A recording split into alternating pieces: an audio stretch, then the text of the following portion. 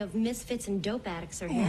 Because on this day. Is it Ed's birthday today? He just texted me. Way to turn a frown upside down, he says. Ed Brass's birthday today? On this day, in 1966, Christian Flake Lorenz, keyboardist for the German rock band Rammstein, was formed in Berlin. In 1994, 5 of their albums reached #1 on the German charts. There's a version of that song, apparently, where they sing part of it in English. There's only 6 words in it.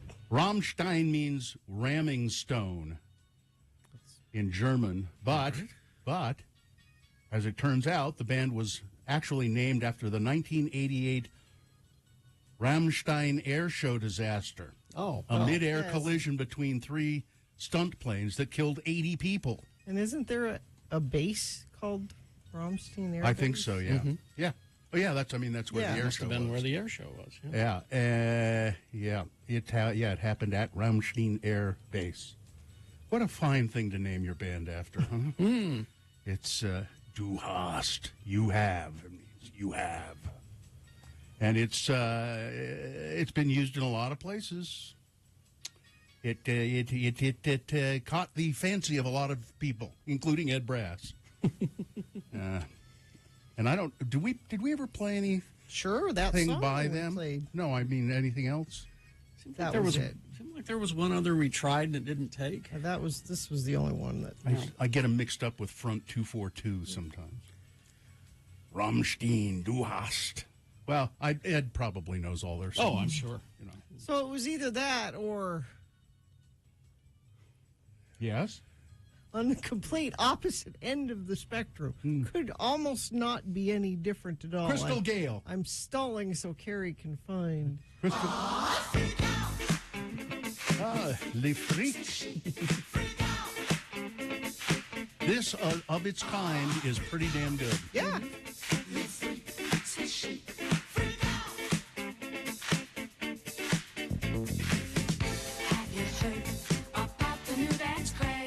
I'm wondering what the Oliver Heldens remix of this I is. don't know.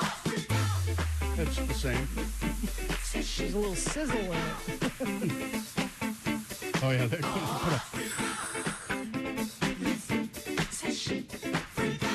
It's a little bit tighter.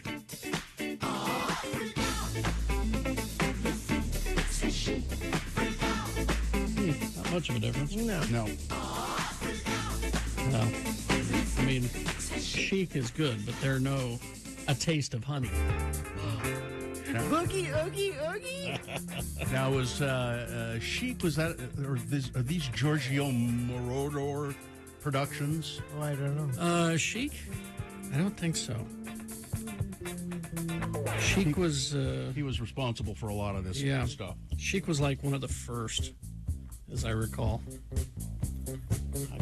I could be getting my disco history wrong. I Oh, don't know. Carrie. God forbid.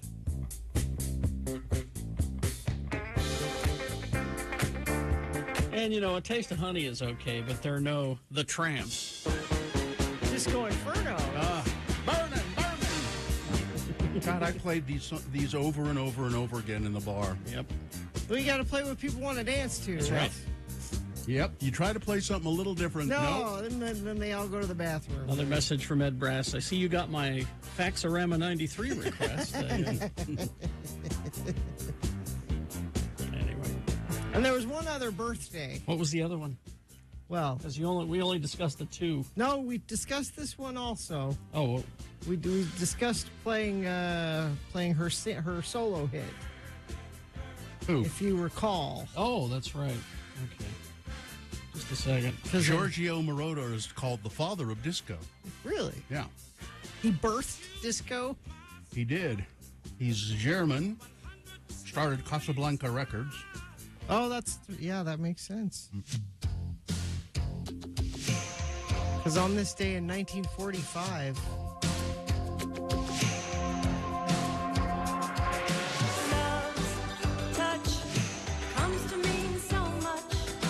Frida. No, that's not Frida. This is Deborah Harry. Oh, Yeah.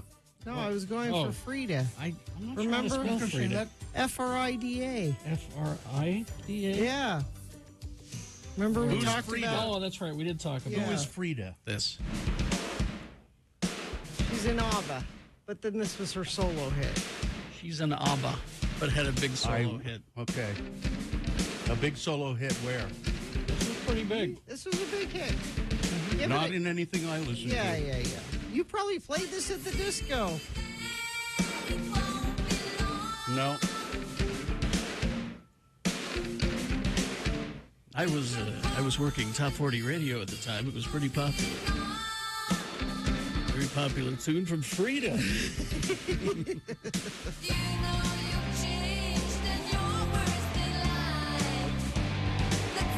Bands like ABBA, they know not to aim too high and they know not to aim too low. They just go right for the middle.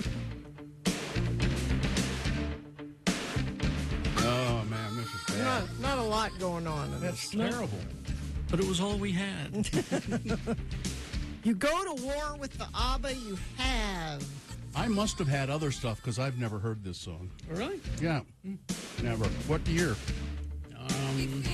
I don't know. You'd have to look it up. I'm guessing. Come on, Jeannie, you should know. I Guessing should know. 84. Let me look. I'll look. 1984, 83. Where were you in 84, Bill? Ogden. Yeah, I don't.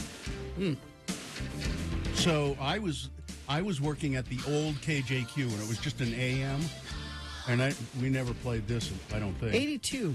82. 82. No, I was in the bar at 82. No, I was at KJQ. That's too long ago. I don't know. It was another person. Somebody who sort of resembled me in a vague way, but another person fully. Another lifetime. Don't you feel that way when you look back on your past and you go, it's sort of me, but it's another person? I said that it was about a year ago. Somebody found an old tape of us doing the Saturday morning edition show. Uh-huh. Because, damn it, you'll work 6 days a You week. bet. And I was listening to it, and I was just like, I don't like that person. You've evolved. I don't like You don't like him, huh? that You've person. evolved. He is not a good person. I like that other person that I was, but I think I've become a better person. But don't talk to my wife about that. No, you haven't. This is as good as it gets with you? Yeah. I've been waiting for There you go. You've been listening I in. have, actually. That Frida song, I guess Phil Collins produced it and is on the drums. Really? That's why you didn't ever listen to it. No, I like Phil Collins. Well, Oh, no, and, I don't. and Chic was Nile Rodgers, not. Oh, yeah, okay. No, I don't. I don't really like Phil Collins except for "In the Air Tonight." He could have just stopped doing anything after that. He's a different person now, Bill. That was a different Phil Collins. Bad Brad wants to know Le Chic because of why? Oh, sorry. It Oh, was that's a right. chic birthday. It was one of the Oh, I'm birthday. sorry. I One don't of the have it Chic's up birthday. anymore. It was a chic. Chics. Well, it really should be Le Chic, But you know what Le Chic means? It means the chic Yes. in French, Oh, sorry. Let me find that for Tony Thompson. I'm not sure what he does for chic. He was a but Chic. It was his birthday. Okay. There you go, Brad. Sorry, Brad. You can now go meditate. in good mind. Are we taking a break now? Yeah, I guess Okay. we should probably wrap it up. That was some farting around there. I'm ready to quit. All right. Quit. Oh, I mean, for a minute, Oh. then come back after the break. Listen, when we come back, we'd like to take your check-ins at 877-602-9696. Be a part of the Radio from Hell show.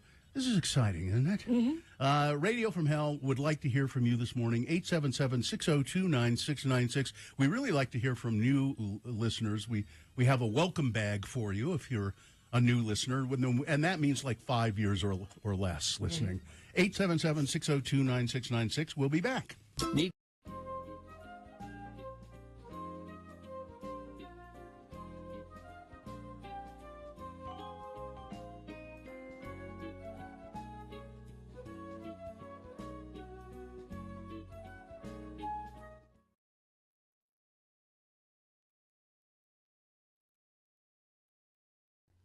X96.com/live is where you can see us broadcasting live from our homes. Proof of life right there. I just realized it's where you can see me grimacing. Yeah. Why so it's- grimacing, Bill? Yeah, for 19 weeks. Yeah. Well, I mean, really, just today, just the last half hour or so, I never get headaches. I don't ever get a headache. It's something that never has been a problem with me. And I've got a headache. I don't. Is it this big? Does it have Excedrin written all over it? It's not huge, but because I never get a headache, it's like just almost unbearable. And yet I realize it's not very bad. But it's just like, oh my God. How much water are you drinking? Yeah, drinking enough water? Probably not. That's a big one. I've been getting headaches recently because I'm not drinking enough water. Jeez. That's Carrie's not here to bubbly help. water. That's not Carrie. That's Dr. Nick. I have a pill that will help you, Bill. Yeah, unfortunately, the pills that would help me are downstairs. Oh, well, okay. Gina, what were you playing with? What did you have? Well, just so school. It starts for Jonesy tomorrow, actually. So Friday? Yeah, well, it's orientation day. So, Oh, okay. and it's for all intents. That's where orientation day is where they tell them which direction to face. To orient yourself, right? Yeah. So it is upon us, and Muhammad starts next week, and I had ordered some of Muhammad's uniform from Land's End, and so I was getting it out of the box yesterday and getting ready to wash some of those clothes so they can be ready for Monday.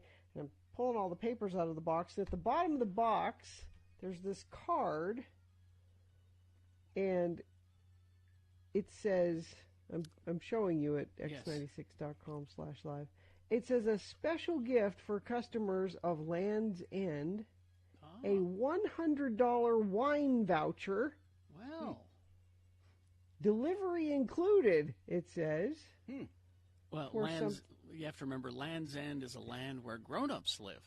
So That's what I was going to say. It's something called nakedwines.com. And I went there, and it's like a wine of the month club. You can buy cases of wine there, and I have to claim this within 30 days to get my $100 worth of wine. Does it have states that are excluded on it? Well, of course Utah's excluded. Well, I think there might be a way you can do it. No, there's no. You sure? You can't ship wine. You can't ship wine. You can to the liquor store. yeah, how does that work now? I think there might be a way you can have it shipped to the liquor store. Because Pro Flowers did the same thing. They would send, thank you for your purchase, and here's, X amount of dollars at a wine store, and I could never use them. I'd send them to Drew in California, and he used them. Well, I posted this on Twitter, so probably somebody has stolen my codes already. I would love to know if somebody got that and is getting their $100 worth of wine. But Land's End knows what parents need when they're getting ready for school this year, and I think $100 worth of wine is a great school supply to supply for parents. You said it's upon us. You said Catholic school is upon us. That's a Catholic holiday I'm not familiar with. Upon us? What is the Catholic Saint holiday upon of us. upon us? Saint upon us. What is The that? patron saint of quarantines is. Saint upon us. Yeah, so what's here? It's happening. It's school. We're doing school. Okay. Now, I have never ordered a case of anything from the liquor store. Never done that. Either. And Sue told me that I should order a couple of cases of those sparkling wines in the can that Jimmy had for us last week. And so I just went, can I do that online, or do I need to go down there? I've never done that before. I don't know for sure, but I know you can do it. Yeah. You probably need to go down I think there, you I have to would go think. there. And see, Or you I might have be is able to online because they could verify your they could verify your information online. yeah, This sounds like a question for Jimmy the wine guy next time we have him on. Well, I can't wait that long, can I? I need to drink now. The weekend is coming, Gina. And unfortunately, there's no other way to contact Jimmy other than just when he's on our show. I know, right? Yeah. Yeah. Damnedest thing. All right.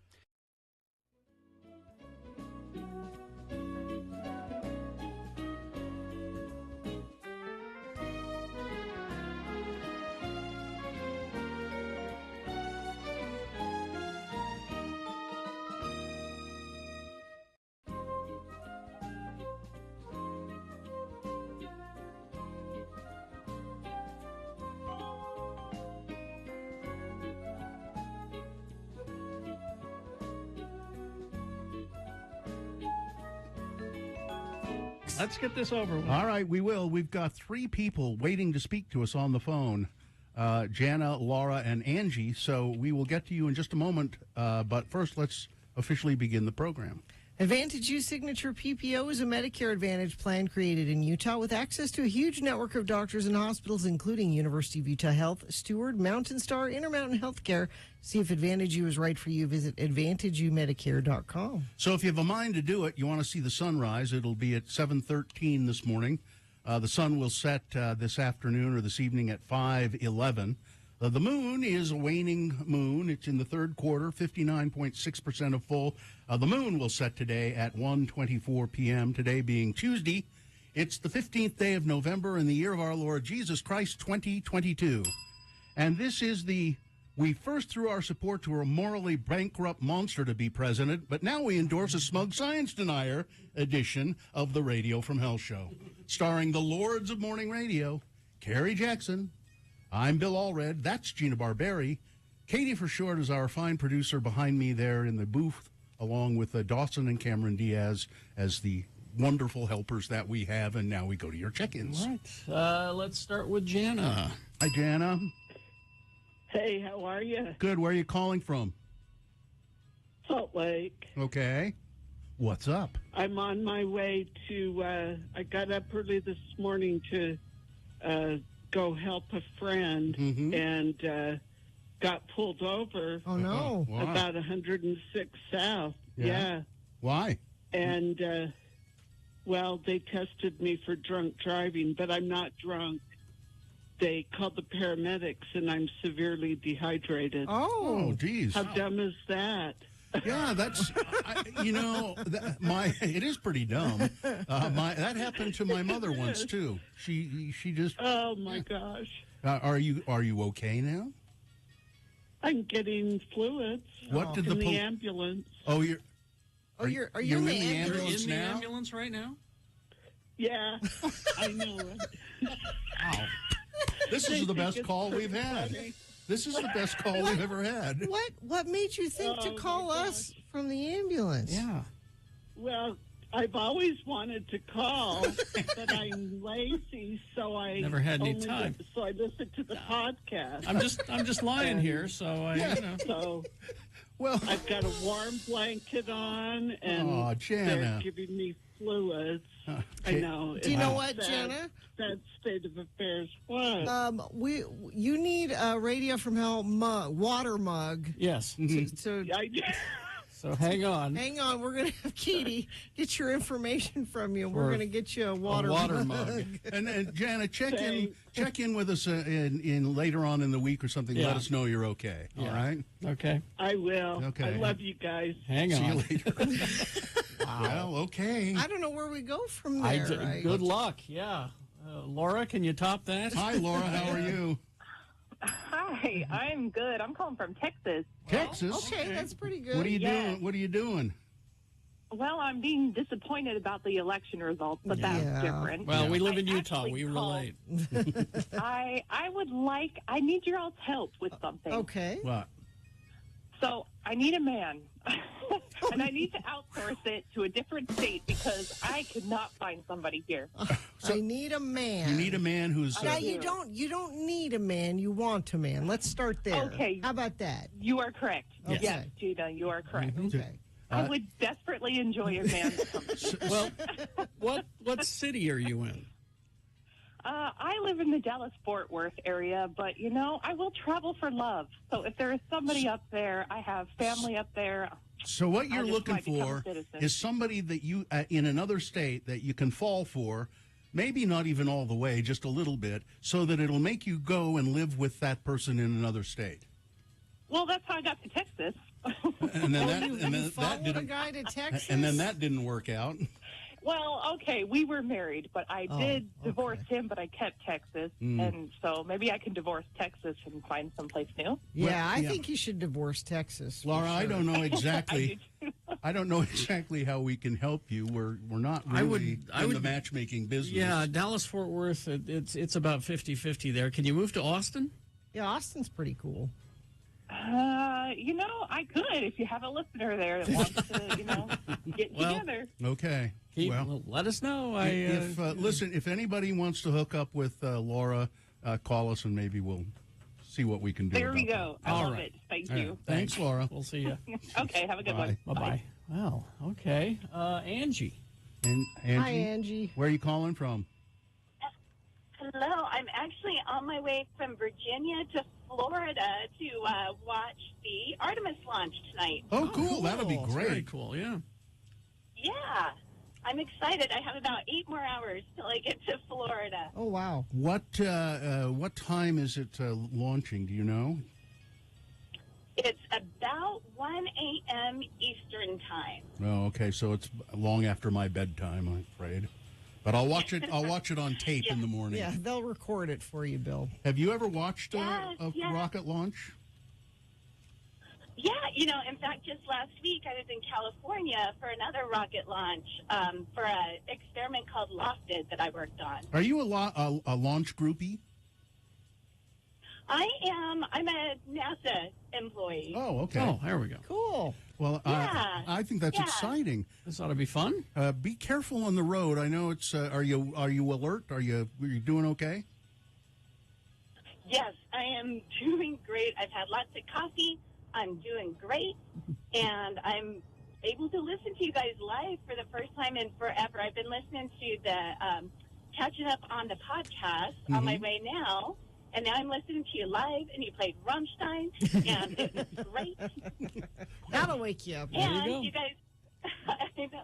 And I usually listen to you guys at 1.2 times speed, so now you're on regular speed.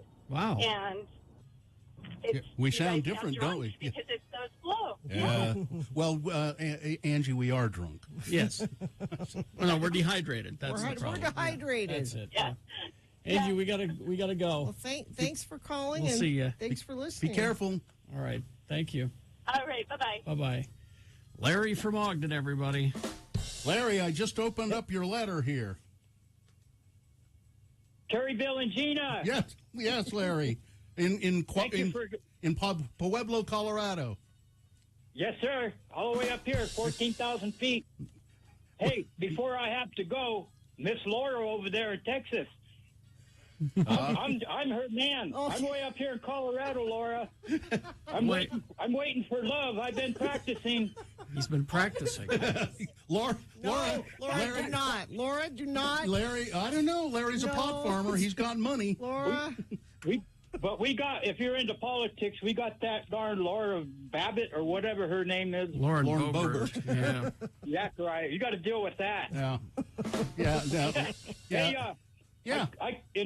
I don't remember disco. I can't smoke weed and walk on them platform shoes. Okay. Well, then don't. All right. Have a great week, everybody. Thank you for listening to me. Okay. See ya. Have a great day. Okay. Hey, I'm Bill. Yeah.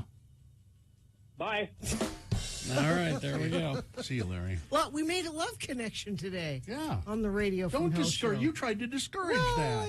I think Laura and Larry might just hit it Laura and off. Larry. It goes together. Laura and Larry. Yeah. Let's see. A crash south on I-15 milepost 285 in Lehigh. It's off to the right shoulder. And that's it. Everything else is moving well. Let me check our message stream, see if anybody... I know we just have some folks checking in, and we didn't get to any texts this morning because we had such a busy call segment. So, but thank you for texting in 33986. Big O's Black Friday savings are here. Save $140 instantly on Michelin tires now through December 4th. Big O Tires, the team you trust. All right, we will take a break. We'll be back. Full strength big boy news and opinioendo coming up after these. HasterGames.com. They are at 6831 South State Street. Haster has been doing the tabletop gaming longer than anybody in the state, I think. If you're looking for fun and entertaining gift ideas, get them a board game from Haster Games. They specialize in the role-playing type stuff, like the Pokemon, the Magic the Gathering, the Dungeons and Dragons, the miniatures, the dice. But they also have board games for the whole family as well. You can go in and sit down and try them before you buy them. New this week, the Brothers War for Magic the Gathering is available now. They have booster packs, boxes, bundles, and decks ready from this great new set. Additionally, on Friday, they'll be holding a special draft to welcome the new set. This is one you definitely do not want to miss. Leagues of Votann for Warhammer 40,000 has been released. The Army Codex, data cards, Army dice, and a range of fantastic brand new miniatures is on the shelves now. Get your loved ones gifts from Haster to get them through the boring holidays and beyond. Gift cards as well. That's just a good idea because you're not going to be able to pick the right dice for these people. Just get them a gift card. It's 6831 South State Street. Haster has it.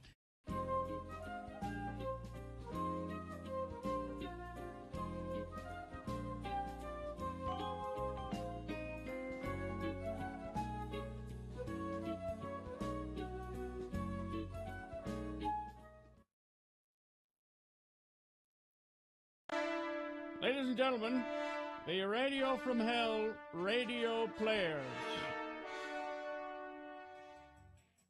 Sex. Boom. There, I said it. You did it. Good for you.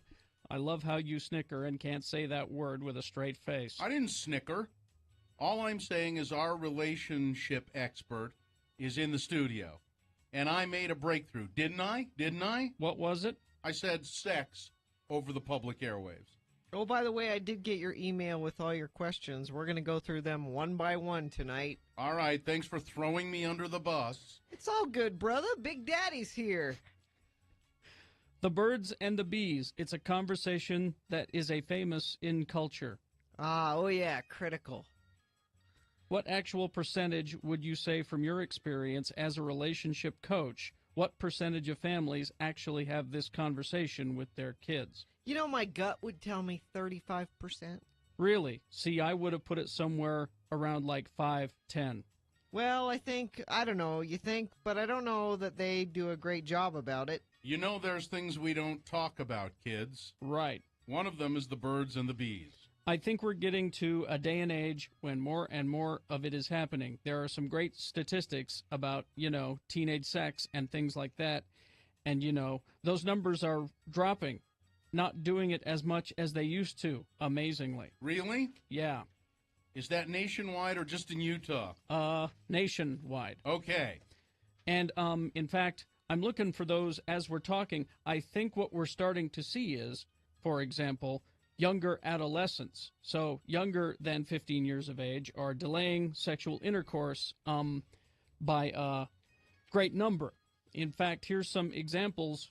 Some other statistics. Ages 12 to 19-year-olds report parents are their greatest influence regarding sexual decision-making and values. Okay. 37% say their parents were the most important key as opposed to their friends, 33%, siblings, 5%, and the media. So parents, it's a critical thing that you talk to your kids. 94% of adolescents and 91% of it's 94% of adolescents and 91% of parents believe that adolescents should be advised that they should not have sex before completing high school. That's interesting because, for the most part, not the most part, but a lot of parents believe that their kids aren't going to listen to them. Oh, yeah. No. They don't have the kind of influence over their teenagers that they wish they had, but what you're saying is... They expect it. So, yeah, parents, step up. I think Utah, I believe we do have a bit of stigma around this topic. Sometimes we don't want to go there. Sometimes we think it's opening up a can of worms, but I think it's completely your responsibility. And, you would let your kid go and do something dangerous, without some advice, some information. Like rock climbing or... Like rock climbing, right. You'd make sure they knew what was going on. You'd make sure that they... Or driving. Uh-huh, right. What the hell was that? That was the Radio from Hell radio players. What? How long was that? Too long. How long was that? 4 minutes. What did they say? And that was cut off. And I still don't know what they said. I have no idea what they were talking There was about. more of it.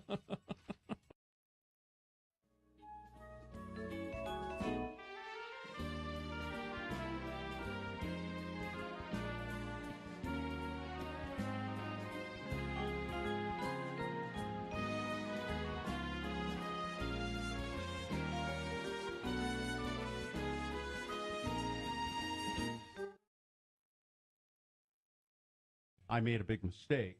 Well, I didn't. It had to be done at some point. I haven't gotten on the scale, weighed myself, that is, since. So I had some back surgery to relieve some pressure on, excuse me, on the nerves in my back, and that has made it difficult for me to. Well, it's made it impossible for me to do any exercise. And I exercise a lot, usually. Uh-huh. And then I went on vacation. Well, sure. And You don't ever weigh yourself after vacation. and you always went on, and you always put on a little weight on vacation. Mm-hmm. So a lack of exercise for a month, and then going on vacation for however many days to Hawaii, which involved a lot of Pineapple? Drinking. a lot of Empty calories. empty calories. Thank you. That would you please? Damn it, Gina! Could you start with the euphemisms? Would you not zero right in on the problem? Start with the euphemisms. I mean, I say, oh, is Aunt Flo here? You know, I don't say what, John the Rag. You having a period? Trying to be funny. Start with the euphemisms, please. Before the reality? Yeah, don't let right. the reality just don't smack me in the face with it, please. So, 10 pounds since the last time I weighed myself. So in a month you've gained 10.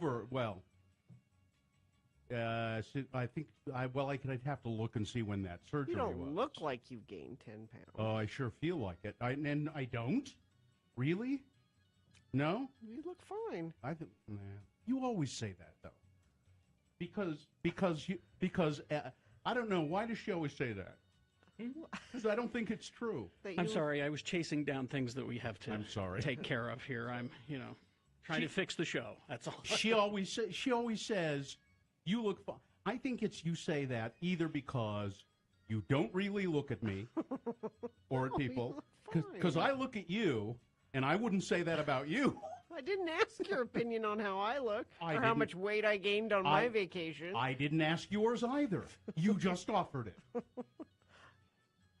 I didn't ask your opinion. Okay, I won't say you look fine. I start out saying something nice when I get in trouble for that. I don't think I look. I think you can tell I've put on 10 pounds. Can't you, Carrie? Gina, watch and learn. Really? Can you tell that I put on 10 pounds? You hide it well. But you can tell, can't you? No. You can't? No. I also don't look at you very closely. Let's see. I believe that. It's true. I don't look at anybody very closely. I know. I keep my head down. I do my job. I get out. I look at people too closely. Yeah, would you quit looking at me so closely? I'm sorry. How's your eye? It's better. Is it really? It doesn't- That's what you said. That's what you said when it wasn't. But now it's just crusty, not puffy. What did your husband Now say I'm now that he's seen you? Did he, when he got home and looked at it, did he go, "My God, why didn't you go to the doctor?" No, he's still saying it's fine, so it's fine. It's scabby. I think that if you had FaceTimed him, Yeah. he would have looked at it and went, "Oh God, Yeah. Boots, No, get he in was, there." He was with me all weekend, and it was fine. But so again, he doesn't look at you very closely. He just keeps his head down and does his job when he's with you. Which I'm glad that he doesn't notice I've gained weight. No, so he just keeps his head down and does his job.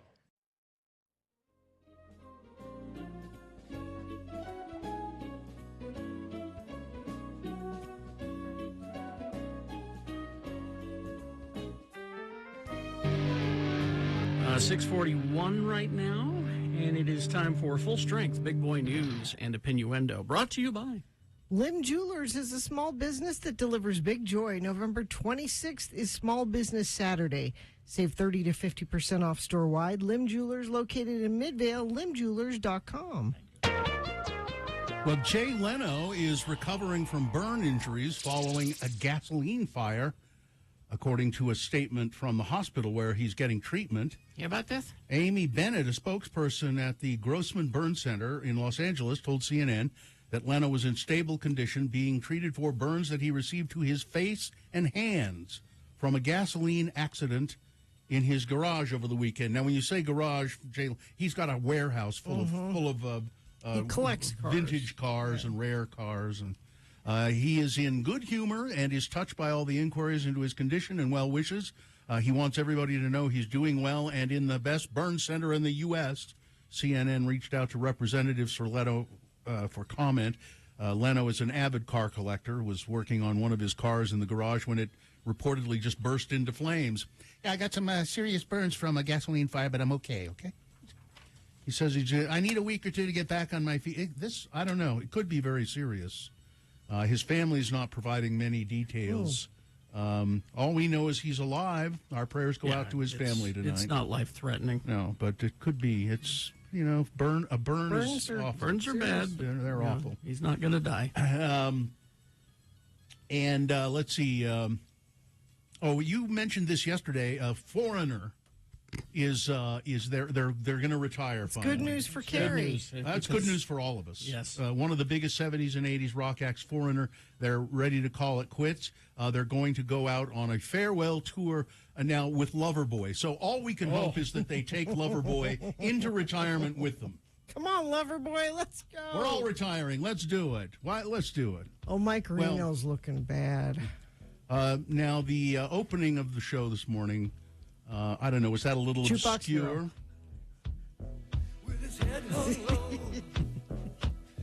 You're not going to do Urgent?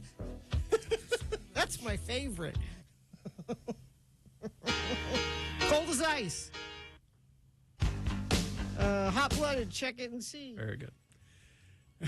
Sorry, Bill. Go ahead. With what? The news. With what? I was. This morning, I said this is the. We first threw our support to a morally bankrupt monster to be president, and now we endorse a smug denier edition of the Radio from Hell Smug show. science denier. Well, this is the story. Former President Donald Trump, of course, widely expected to launch a third bid for the White House. He's going to announce that probably this evening. But nearly 100 elected Utah Republicans have signed a statement urging Florida Governor Ron DeSantis to explore challenging Trump for the GOP nomination in 2024. Here's the thing. One second. State Senator Todd Weiler is spearheading the effort. I knew you'd want to know that. And Dan McKay is one of the other ones doing it. As if it hadn't occurred to Ron DeSantis to run for. But now that I have this letter from Utah state legislators, maybe I will run for president. Well, he's running for president. They don't need to send him a letter. That's not the point, Gina. The point is they're saying we support him. It's it's not to tell him he should. It's to show their support. Well, I think it's naive of Todd to think that Trump's just going to let him break up with him. Todd Weiler said this. One of Trump's messages was that there would be so much winning that people would get tired of the winning.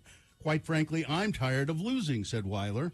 Weiler's statement says that the nation stands at a crossroads and it calls for strong leadership. DeSantis. So instead of this morally bankrupt buffoon that we had as president, he wants to go to a science denier. Todd, I got news for you. DeSantis ain't all that. All right? I don't think that the nation will embrace him. Also, the reason that he seems like such a winner is because he gerrymandered the living ass out of his state. And you're going to find out that he's not much brighter than Trump. He's not. He's not a bright man. Yeah. But he's smart enough to not say a lot. Yeah. Not just shoot his mouth off all the time. He's not the charmer that you think he is, Todd. Whoopi Goldberg is missing from the View. She got the COVID. Long time. It says here, the longtime entertainer. Really? was diagnosed with coronavirus, according to representatives for the show. Sarah Haynes filled in for her, addressing her absence, as well as Joey Behar's at the beginning of the program. I don't know why Behar's out. It doesn't mention that Well, here. maybe Whoopi got COVID from Joy. Maybe. Let's see. Hit and run accident in West Valley this morning. 39-year-old man killed in the hit and run crash while crossing a West Valley street last night. Police say the man was at 7200 West, 3245 South, when a northbound car hit him and then just kept going. The man died at the scene. His name not immediately released. Police say there's not much information about the driver or the vehicle involved. Anybody who knows anything about it should call the Unified Police and give them what information you have. The Democratic challenger Suzanne Harrison in the Salt Lake County Council has declared victory in the only at-large Salt Lake County Council race on ballots this year after updated unofficial results boosted her lead over Republican incumbent Richard Snellgrove to 10 points. The latest tally showed Harrison, a sitting state lawmaker, outpacing Snellgrove 55% to 45% of the vote, the largest lead she has held since unofficial returns started trickling in on election night. So she says, I've won. I'm looking to see if Snellgrove has said congratulations. Snellgrove was elected in 2010. I want to sincerely thank council member. Well, he did not say anything. Harrison said that Councilman Snellgrove, I want to thank him for his years of service to Salt Lake County. Now get out. No, she didn't say. Let's see. Katie Hobbs, going to be the governor of Arizona. Good. She looks as though she's defeated Kari Lake, a former President Trump defender about the lies of the 2020 election. Oh, no, she's still a President Trump defender. Yeah. She's Yeah. not a former defender. No, former president. She is a defender of the former president, Donald Trump. Calling the 2020 election rigged, Republican Lake had repeatedly said she would not have certified Joe Biden's win in Arizona in 2020. Hobbs, as Arizona Secretary of State, had rejected GOP lies about the election. She was in charge of the election in 2020. Katie Hobbs was, as Secretary of State. Lake, I believe, has said a couple of things. At first, she hadn't said, but I think I heard she said, Arizonans know what really happened here. Let's what make really that happened here is they didn't want you. You That's scared what them, happened. and that's what happened. That's not what she means. though. You are an awful person, and that's what happened. Yeah, and congratulations to Katie Hobbs. This is interesting. It has, I don't know if this had been ever reported before, but CNBC has reported that Dr. Oz owns stock in companies that make hydrochloroquine. Yeah, that came out during the election. That's The disclosures also showed Oz and his wife owned between $15,000 and $50,000 worth of shares in McKesson Corporation, which labels and distributes hydrochloroquine, according to the Food and Drug Administration. And Dr. Oz, before he was running, was pushing hydrochloroquine onto the Trump administration. Yep. Oh, you really should be using this stuff. It's great. You got to use it. hydroxychloroquine. Hydroxychloroquine. Thank you. It's okay. We got a warehouse full of it here. You can have that. I wonder what They were trying to make him take it back. The state was Were they? trying to. Yeah, I wonder what. Yeah, if Todd wants to work on something, get to the bottom of that. I wonder what the status of that is. Well, Donald Trump is preparing to against most advice from Republicans. No one is telling him, yeah, do it. He's preparing to launch his third campaign for the White House, looking to move on from disappointing midterm defeats and defy history amid signs that his grip on the Republican Party is waning. This is exactly like, well, not exactly like, but the reason he ran for president, because he got pilloried at the Correspondents' Dinner. Mm-hmm. People telling jokes about him, and he was mortified. Barack and Obama humiliated. telling jokes. Yes. Because he Yeah. kept threatening for years to run for president, and everybody saw it as what it was. It was a, pay attention to me kind of thing. So he was humiliated, and he really said, "Okay, now I'm going to do it." That's Now, I think that this now everybody's saying, you're a loser. It's the same kind of thing. Yeah. He's going, "I'll show you. Yeah. I'll show you what's up." And if he does announce today, great, he'll run. He has to spend his money differently now. He can't grift as much. He'll go into the debates, and maybe he'll lose the nomination. If he does, he'll run as an independent and split the Republican vote, which I'm fine with. DeSantis is a formidable challenger, but people are saying Greg Abbott of Texas looks like he wants to get into it as well. And I don't know all that much about him, although I've heard that he's I don't like him, but he's pretty sharp. He's a very, a good debater. And He's sharp, but he's still got those crazy ideas. Well, yeah. Yeah. I don't like his ideas, but I think he's pretty with it. Let's see, and then finally this story. I thought you were going to do this in the Geek News yesterday. I didn't know. The Toy Hall of Fame. Oh, I did have that. Did you? Oh, I thought we did it last week, so I didn't. No, I don't think we did. The Rochester Museum has announced the inductees to the Toy Hall of Fame.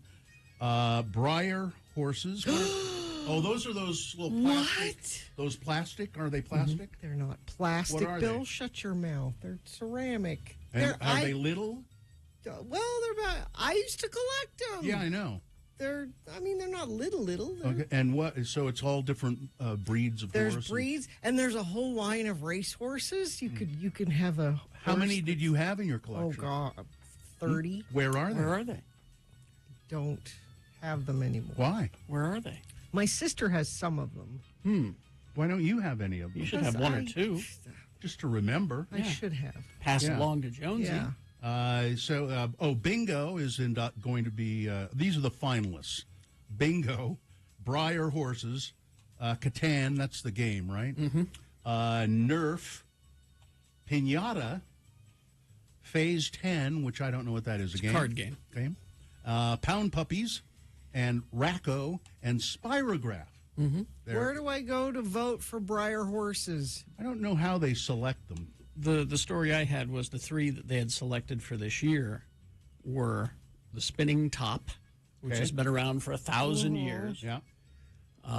He-Man, and what was the other one? Oh, wait, here it is, I think. Masters of the Sea, He-Man, Masters of the Universe. I can't remember what the third Light one Bright. was. Light Bright, that's it. Light Bright. Yeah. Which was, of course, invented by a woman, but the guys took credit for it. Oh. Yep. I've been watching too many toy documentaries. There are more than one toy dog. Oh, yes. There's the Toys That Made America, which, picks a toy, an episode, and deep dives on it. Carrie used to subscribe to the magazine. What was it called? I had several of them. There was Action Figure News and Toy Review, and my favorite was Toy Fair. Toy Fair, that's the one I remember you showing me. I looked at them, and it was like a big magazine, lots of pages. Lots of pages and pictures and price guides and, Yeah. All right, that's it. Sports weather traffic.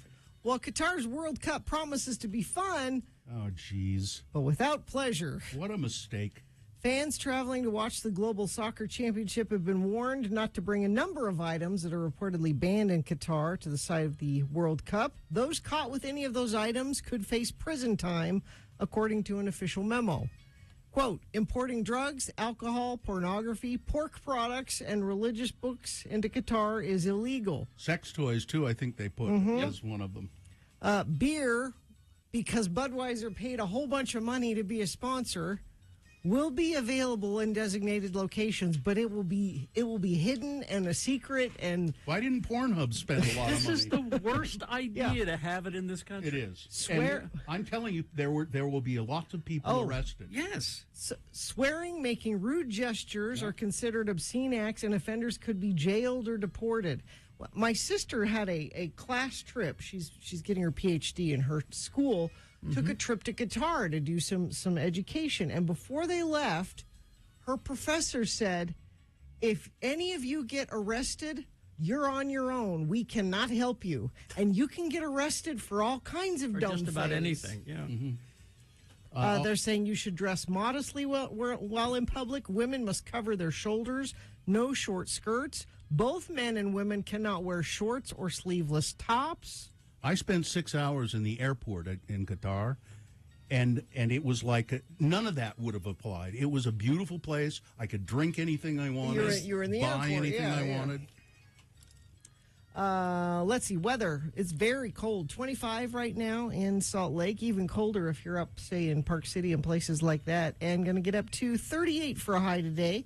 It's sunny and pretty much going to be the same weather all week long. Overnight lows in the 20s and daily highs in the upper 30s to low 40s. I'm looking all the way to Saturday. It looks like that's the case. Traffic, let me refresh this, see if there's something new you need to know about. Looks like northbound I-15 milepost 304, that's 30th south in Salt Lake. Looks like there's quite a bit of slowing through there due to an accident. We also have a crash northbound I-15 ramp to go to SR 201. Crash 1900 west 7 south, that's up in Weber County. Let me check our message stream. Front of the program says crash 5th east 39th south, blocking the west part of the westbound traffic and northbound. And lots of people hate foreigners, so that's traffic.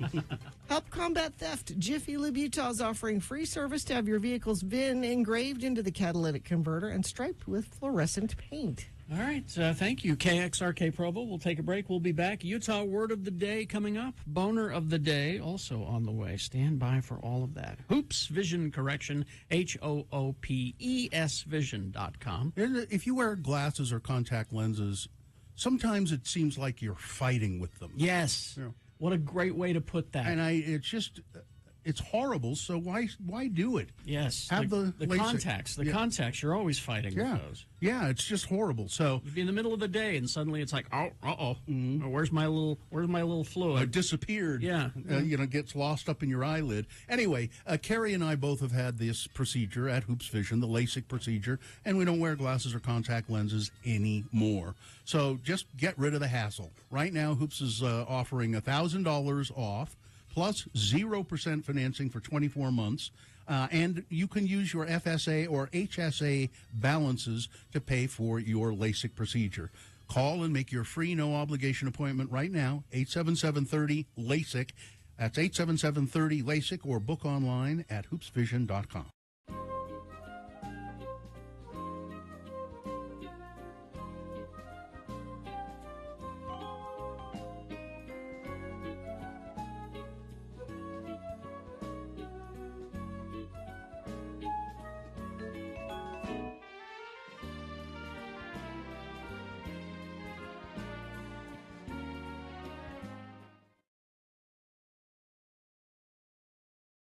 I was going to mention this article a little bit more. Oh, okay. This is the Tribune article? Yeah, this guy calls me. And that's why, I don't know what Richie expected. He calls me. He asks for some quotes. Mm-hmm. So the first thing you want to do, obviously, is see if he got the quotes right. Yeah. Isn't that what you always do? If you're being quoted I don't want to be paper? misquoted. No. I might come off looking stupid. I'm just concerned my name's spelled right. It is. And I was quoted correctly. I don't know about you, because you haven't looked yet. I was rambling. I was doing my dishes when he called, so I had him on my jawbone, I was... I'm in the bathroom? No, I was at Liberty Park putting my kids on the Ferris wheel and the little all the little death trap rides that are over there at Liberty Park. The little injury-inducing ride. I cut myself on this. Really? Allred, in referencing his 5,000th episode on the Radio from Hell program, was quoted as saying, "You little jerk, get on that ride!" You're bringing the little jerks tonight, right? Yeah. But the quote, this dawned on me. This was, I think one of the more brilliant observations I've ever had. The reporter from the Salt Lake Tribune asked me, so why do you think your show has been on so long? Why has it lasted 5,000 episodes when other morning shows and radio shows have come and gone? Some appear and go quickly, some are there for a while, but they disappear. Why have you guys lasted 5,000 episodes? And I said, well, it seems pretty simple to me. it's because nobody ever fired us. Really? I mean, isn't that the... He kind of paused and he said, well, I guess that is true, isn't it? Well, but we were That doesn't fired. mean it's good. We just weren't fired. We were fired once. Yeah, I guess so. I guess we were fired once. Yeah. No, you weren't fired. You could have stayed. You two could have kept doing the show. No, he was told he would be fired if he didn't sign the contract. That's what I mean. If you had signed the contract, I was fired. I was fired because I wanted to be fired. So I don't different. count that as really being fired. Mm-hmm. I was fired because I really, really wanted to be fired in the long run. I wasn't going to sign. You could have kept your job if you wanted. Yeah. You signed the contract, you keep your job. I wasn't going to sign a contract with those people, and I said to myself, if they fire me, I'll get unemployment. So yeah, that's what I want. I wanted to be fired. So you were fired. Yeah, but nobody's ever really fired. Like I said, fired you us. suck. I don't want you to work here anymore. Get out. Technically, I've been fired. You were never fired. I've been fired many, many times. Oh, you mean from that Not job? from this show. Yeah, But not from this show. From the show. You've never been fired from the show. Not from this show, no. No. Well, that's where it matters. No. Never been fired from the show. And I was fired kind of by design, so I don't count that.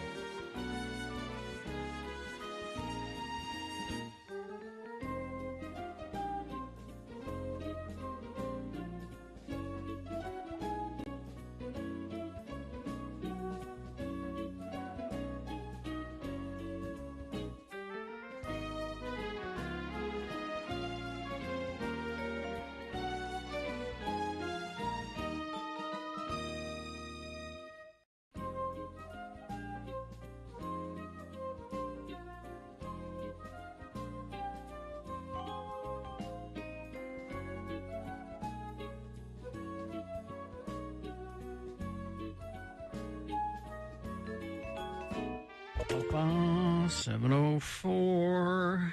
I should have warned people earlier that there's a Utah word of the day today. No, we got to catch them by surprise. Now they're captive. They can't go We anywhere. got to sneak up on them. Yeah, and beat them over the head with it when they're not looking. That's right. Let's see. We do have Boner of the Day coming up. Stand by for that. And if we have time, I found a quiz. A quiz? A quiz? A quiz. Oh, we could do that instead of Utah word of the day. Well, no, we have to do Utah word. This quiz is, who said it? Elon Musk or Mr. Burns from The Simpsons? Yes, let's do that. I like that. I took it, and I didn't do too well. Oh, okay. How many questions are there? That was about 8. Oh, that's good. Yeah, we should do that. 8 or 10, something like that. But first, we got to do this. Oh, are we doing it now? Yeah. Okay, all right. Okay. Brought to you by? No, there's no. Oh, nobody? Well, then why do we have to do it? Because we said we would.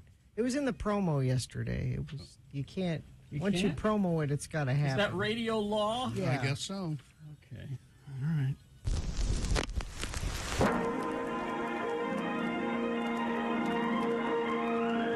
It's often said that people of Utah speak a language all their own. It's a language that's often confusing and even incomprehensible to newcomers here in the Beehive State. So, Radio from Hell presents a handy guide to help everyone understand how the natives speak. It's the Utah Word of the Day, and today's word is... Pill.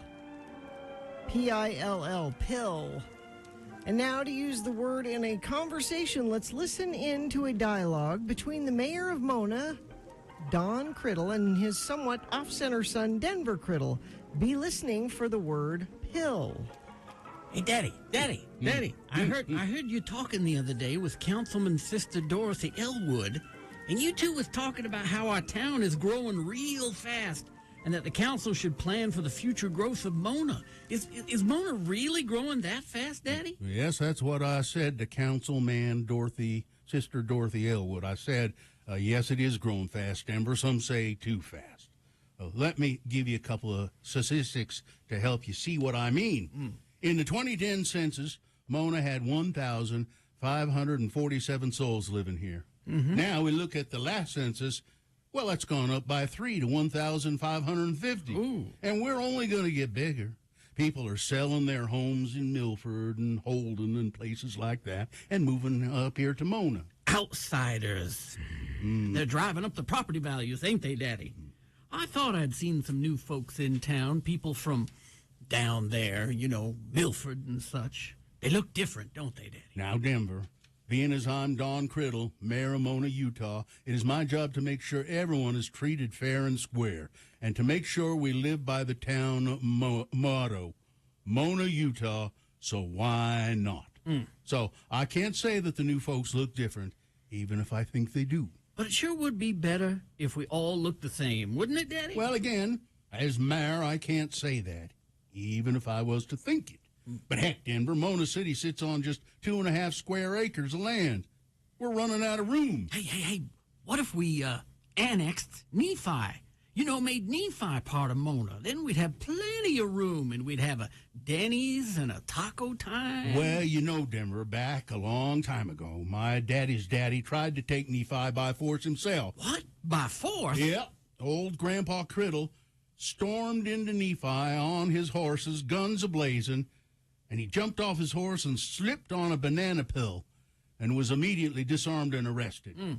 My grandpa then spent the next 20 years peeling potatoes at the Utah State Prison. How come I never heard that story until now? Well, it's not something the family is proud of, Denver. Didn't Great-Grandpa Criddle try to get out of it? Didn't his lawyer challenge the verdict? Well, sure they did, but they lost the appeal.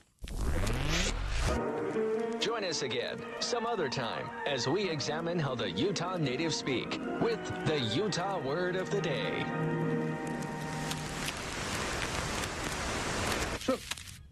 So I looked at, research. Of course. I do research, and back in the 2010 census, there was 1,547 people living in Mona. Yeah.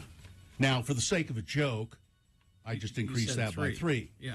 But then it said Mona City is it says it's 2.5 square acres. How could that be? Wow. No, it's got to be more than that. That's what I would think, unless I misread it. So my husband was just in the Midwest. Yes. He went back for a family funeral. And where the funeral was a town called Tightwad, Missouri. Ooh, no. That is the name. Oh, it's not even a town. It's a village. And the population, and I looked this up, 64 people live in Tightwad, Missouri. Now, I know what you're asking yourself. Yeah. Why is it called Tightwad, Missouri? Yeah. Tightwad was originally called Edgewood for the woods near on the edge of town. Okay. It was a little village there. Okay. The village's unusual name is said to stem from an episode in which a store owner cheated a customer who was the postman by charging him an extra 50 cents for a better watermelon. Some sources claim the transaction involved a rooster rather than a watermelon. That's up for some debate, depending on who of the 62 people in town you ask. They changed the name good for them. to Tightwad. Tightwad. I looked up. It's 2.5 square miles, not acres. Oh, well, that's much bigger, isn't it, Daddy? Yeah, but it's still not that big. Mona is a small place, no matter how you cut it. The mayor Mona doesn't think there's going to be enough room if more people move in. As mayor, don't you have the ability to call the National Guard? No. Because then we could really take Nephi. No, Denver. That's a reserved for the governor. We'd move in on him. Yeah, no, it's just reserved for the governor. Couldn't you, talk to him? Well, I'm not, but I'm not above forming a posse. I wouldn't form mind. a posse. I think we ought to have a posse. We could go up there to Mona. All the men in town, get your horses. We could go up there to Nephi. We could start by occupying the one-man band restaurant. Yeah. Then we'll take the Chevron. Yep. That's and right. then the subway. Well, and we really should go after the Flying J. That's a big outfit. Oh, that'll be. Let's not bite off more than we can chew. Let's take the small ones first and surround the Flying J. I don't know. I wonder how many men we could get to be on the Well, women could be on it, too, because, we are equal opportunity. We've taken the Tesla charging stations. All 8 of them. The town of Nephi. All right. Let's see. It's according to the census, it is 2.8 square miles. Yeah, miles, not acres. But that's still pretty small, isn't it? And apparently a good chunk of it is water. Yeah. Part of the Mona Reservoir is in the northwest corner of the city. The reservoir is in impoundment on Current Creek, which flows north into Utah Lake. Yeah. Can I pivot back to Tightwad for a minute? Sure. He sent me a picture of a sign for the Tightwad Bank. Okay. Bank. The first Tightwad Bank opened in 1984 as a branch of Citizens Bank. It started out as a portable trailer, and then they built a building. Because of the unusual name, lots of people wanted an account at Tightwad Bank, and they had deposits totaling over $2 million just because people wanted to say, I got my money in the Tightwad Bank. It went out of business, though. They wanted their bank statements. You can see my bank statement from the Tightwad Bank. There's Truth or Consequences, New Mexico. And I can't remember the exact details of it, but it was... Was it because of the TV show? Yes, and there was some kind of contest if a town would be willing to change its name to Truth or Consequences. Like, we'll give you... I don't remember the details anymore, but it was some kind of contest promotional stunt. Well, maybe we could get a town. Oh, here it is. Maybe Mona could change its name to X96burg or something. Yeah. The city changed its name from Hot Springs to Truth or Consequences as a result of a radio contest. There you go. The host of the popular NBC radio quiz show Truth or Consequences announced that he would air the program on its 10th anniversary from the first town that renamed itself after the show. Hot Springs officially changed its name March 31st, 1950, and the program broadcast from there the following evening. That's right. That's the, Truth or Consequences started on radio, and then it moved to TV. Another reason to hate radio. I kind of like that contest. You're talking about do it with Mona. So crash southbound I-15 at Hillfield Road in Davis County, affecting the left lane. I actually heard from a few friends of the program that were saying that there were backups there, according to texting. 33986 is where they sent that in. Crash eastbound Highway 201, milepost 9 in Salt Lake County. Right lane is closed. Crash northbound I-15, milepost 278 in Pleasant Grove. The on-ramp there is being affected. And crash westbound I-80, 5600 west in Salt Lake. One final thing you need to know about crash northbound I-15, 30th south. That's caused quite a bit of slowage, actually, northbound I-15 through Murray. Cold, flu, and COVID season is here. Boost your immunity now with Prime IV Riverwoods. Get a hydration drip, oxygen therapy, and B12 drip for just $79 introductory offer. Learn more on Facebook at Prime IV Riverwoods. We've got boners coming up. These are the 3 candidates you will be voting for in just a few minutes. Boner candidate number 1 is never try to hug a pal when he's showing the fellas his new knife. Boner candidate number 2, it's gross, but you have to admit this guy has a lot of determination. And boner candidate number 3, he died from self-aside. All right, Boner of the Day, Big Boy News, all coming up after these. Salt Lake Film Society, slfs.org. The wonderful Salt Lake Film Society showing movies at the Broadway Theater. And it's a community-based and mission-driven organization. And the films and programs they do there are donor-supported. Ticket sales only account for just a little bit of what they need to run the Salt Lake Film Society. So if you go to slfs.org, You can find out how to become a donor, and there are donor privileges. And they do new movies, but sometimes they also play classics, which are fun to see That's on the fun. big screen. They've got Casablanca coming up. Oh, they're they gonna do? Play. Yeah. Oh, I love that movie. And it's great to see those things on the screen rather than on TV. So you can find showtimes and the menu of movies at slfstix.org. You buy your tickets online. See all the movies opening each Friday. slfstix.org.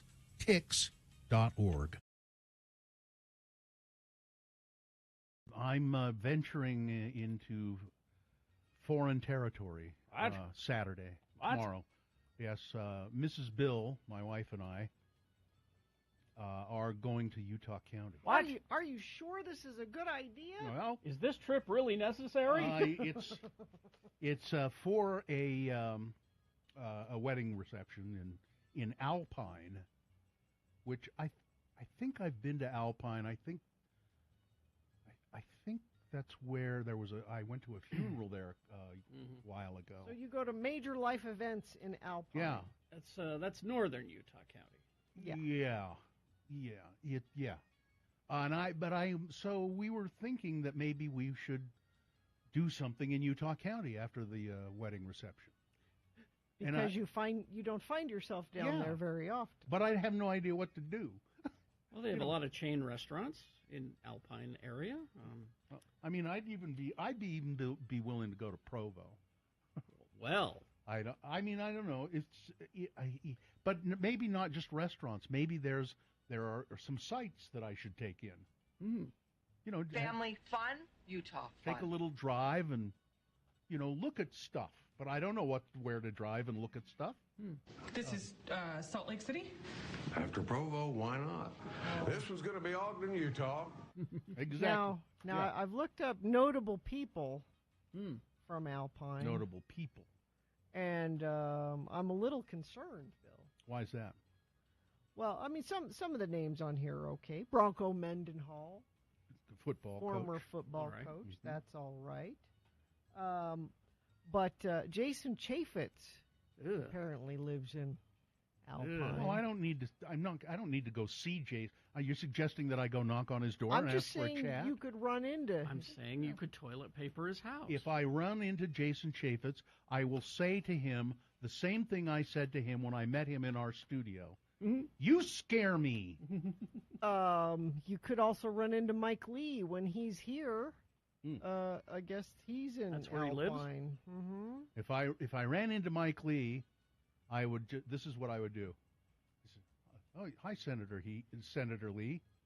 Gahilk." That's all. Let's see. Alpine is right near the mouth of American Fort Canyon. You could drive the Alpine Loop. I've heard of the Alpine Loop. It's pretty. Is it? That's what they say here. Yeah. And then someplace to eat. Maybe drive the Alpine Loop and go. I don't know. Either There's hamburger places that aren't chains. There's a wing shack. Somebody says. Oh, you know what? Thanksgiving Point. The Purple Turtle. In American Fork. Is it American Fork? Yeah.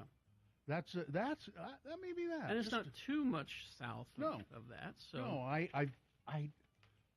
we've been to the Purple Turtle. Yeah, we did our show Did there. we do a show there? Yeah, we did. And what was interesting about that is they're famous for their fish sandwiches. Fish and chips. Fish and chips.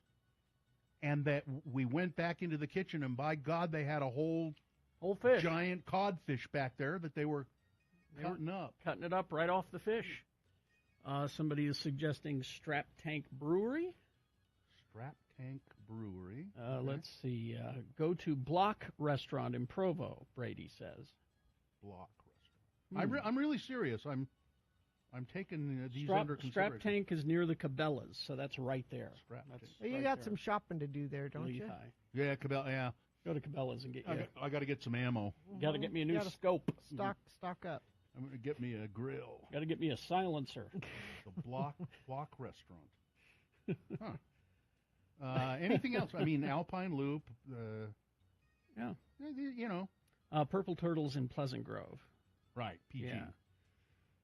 But that's not too. Strap Tank Brewery, people are saying is worth it in Lehigh. Never heard of it. Lehigh.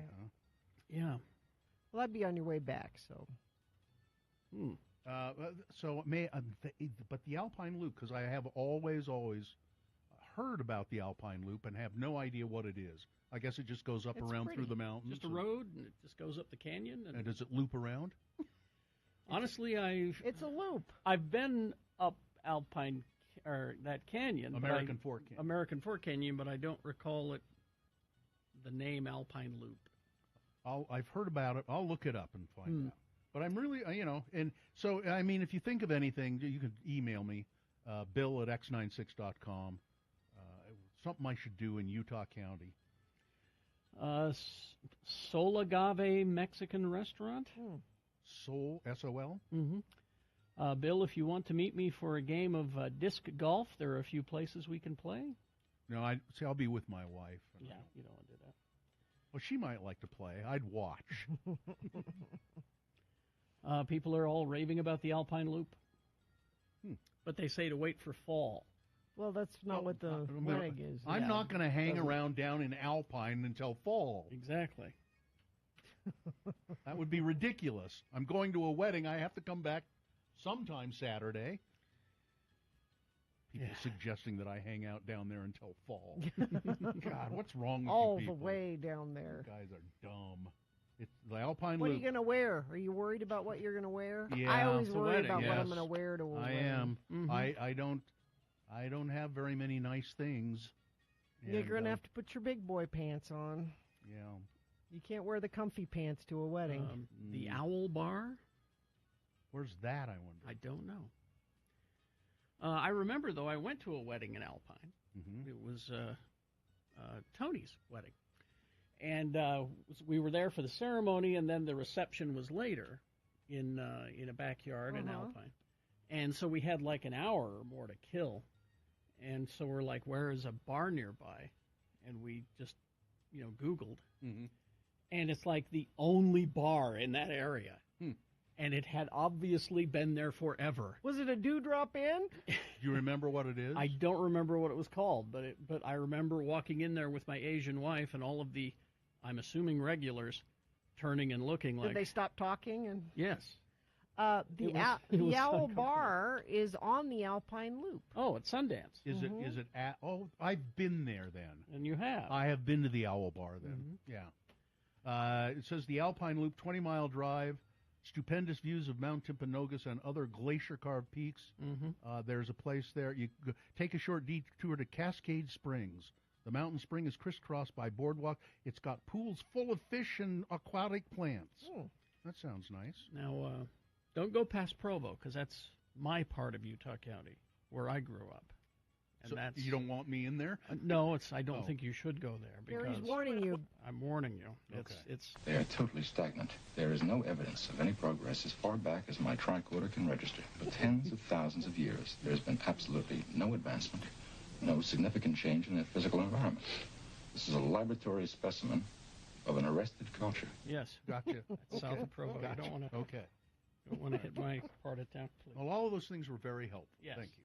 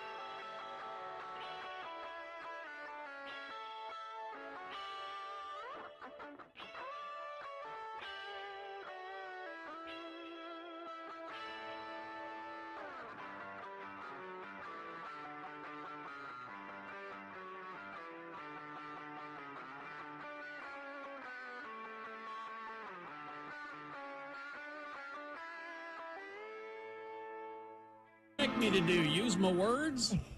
Sorry. Let's see. Depeche Mode, of course. 7:25. Time for Boner of the Day. 3 news stories. These will be examples of bad, stupid, or funny human behavior.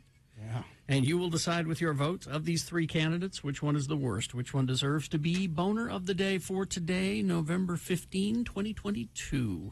We'll give you 2 candidates now, a third after the news. Once you've heard all 3, then you will vote. One of you lucky random boner voters will receive. I can't buy it. Got to win it. Radio from Hell boner T-shirt. Boner candidate number 1. Never try to hug a pal when he's showing the fellas his new knife. Baton Rouge, Louisiana. A man who accidentally stabbed his friend while showing off a knife in the parking lot of the Bulldog Bar has been taken into custody. Joshua Bean faces 1 count of negligent injuring. He was booked into the East Baton Rouge Parish Prison Friday. According to the spokesman for the police, officers responded to reports of a stabbing outside the popular Perkins Road bar about 1:30 in the morning. After speaking with witnesses at the scene, McNeely said detectives determined that Mr. Bean had taken out the knife to show a group of people when the victim, unaware of the weapon, went to give Mr. Bean a hug. Yow. I can feel that. Bean helped render aid at the scene. The victim was transported to the hospital with serious injuries. Boner candidate number 1. Never try to hug a pal when he's showing the fellas his new knife, particularly in the parking lot of a bar at 1:30 in the morning. Here's boner candidate number 2. I'm warning you, it's gross, but you have to admit this guy has a lot of determination. A 79-year-old man in Japan managed to get a 90-inch jump rope stuck in his bladder after allegedly shoving the rope into his into the yes, we got it. Into his you don't need to junk. Doctors wrote in a September study published in Urology Case Reports that the unidentified man inserted the rope through his urethra. However, the handleless rope became tangled and stuck in the man's bladder.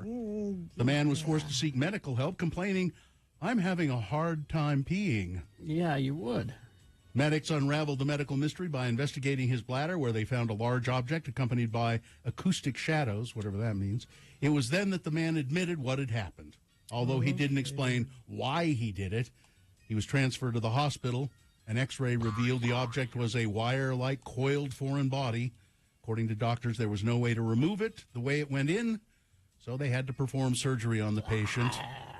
Transurethral extraction was difficult considering the length of it and the entanglement in the bladder, but they did manage to do it, and he will recover with no long-term injury.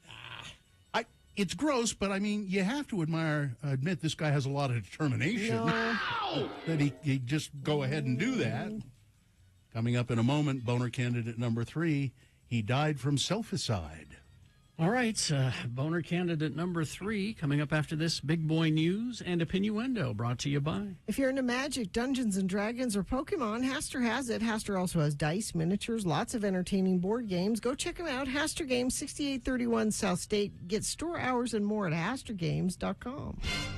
Now, Nick Cannon, I know he has lots of kids with lots of different people.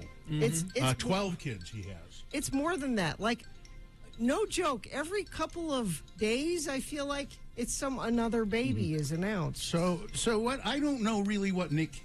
What does he do? Is he a singer? It says here a comedian, but he hosts America's Got Talent. Yeah, that. Okay. He used to have a radio show. Yeah. Okay.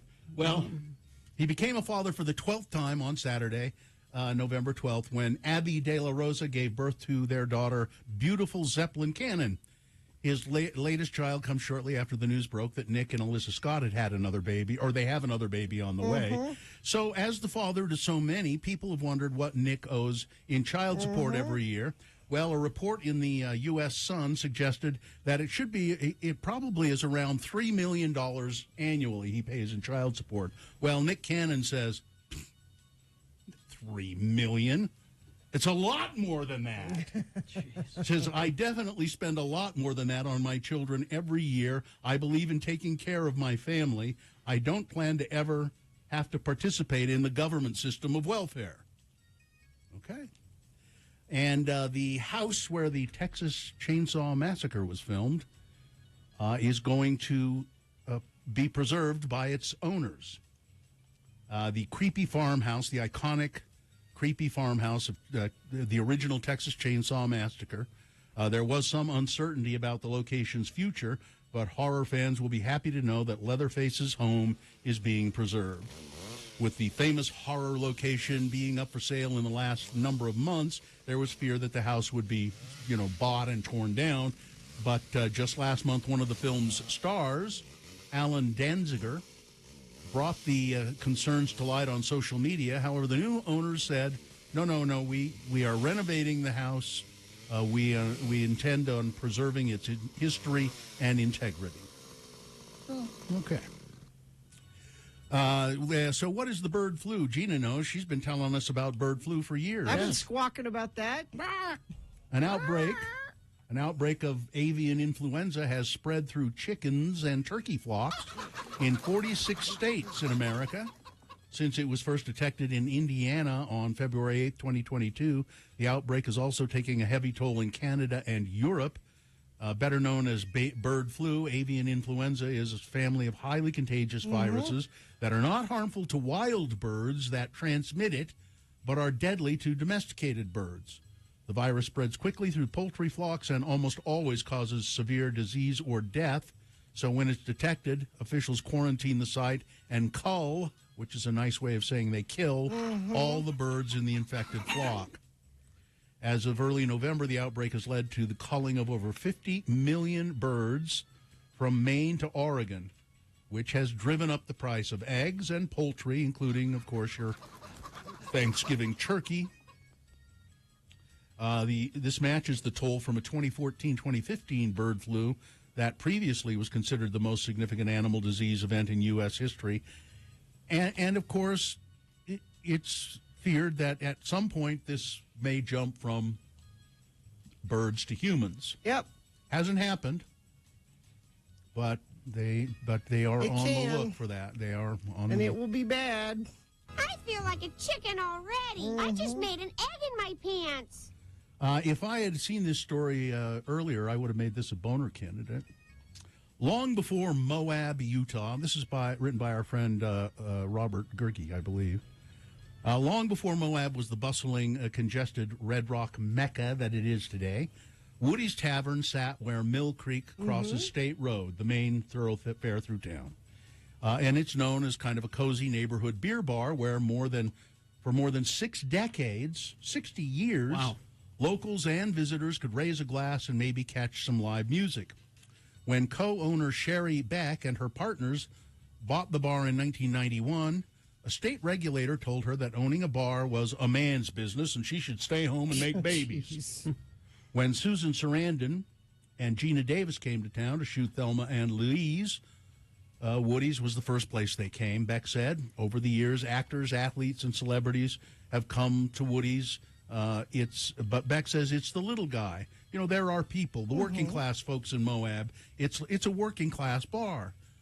Now, however, state regulators are poised to take the liquor license away from Woody's Tavern, essentially forcing it out of business over a technicality, which is hard to fathom unless you followed the arcane and arbitrary, which is a good way, Gerke, of saying stupid liquor policies in this state. Yes. It started during the summer when the pumps that move waste from the bar's sewer system to the city line failed.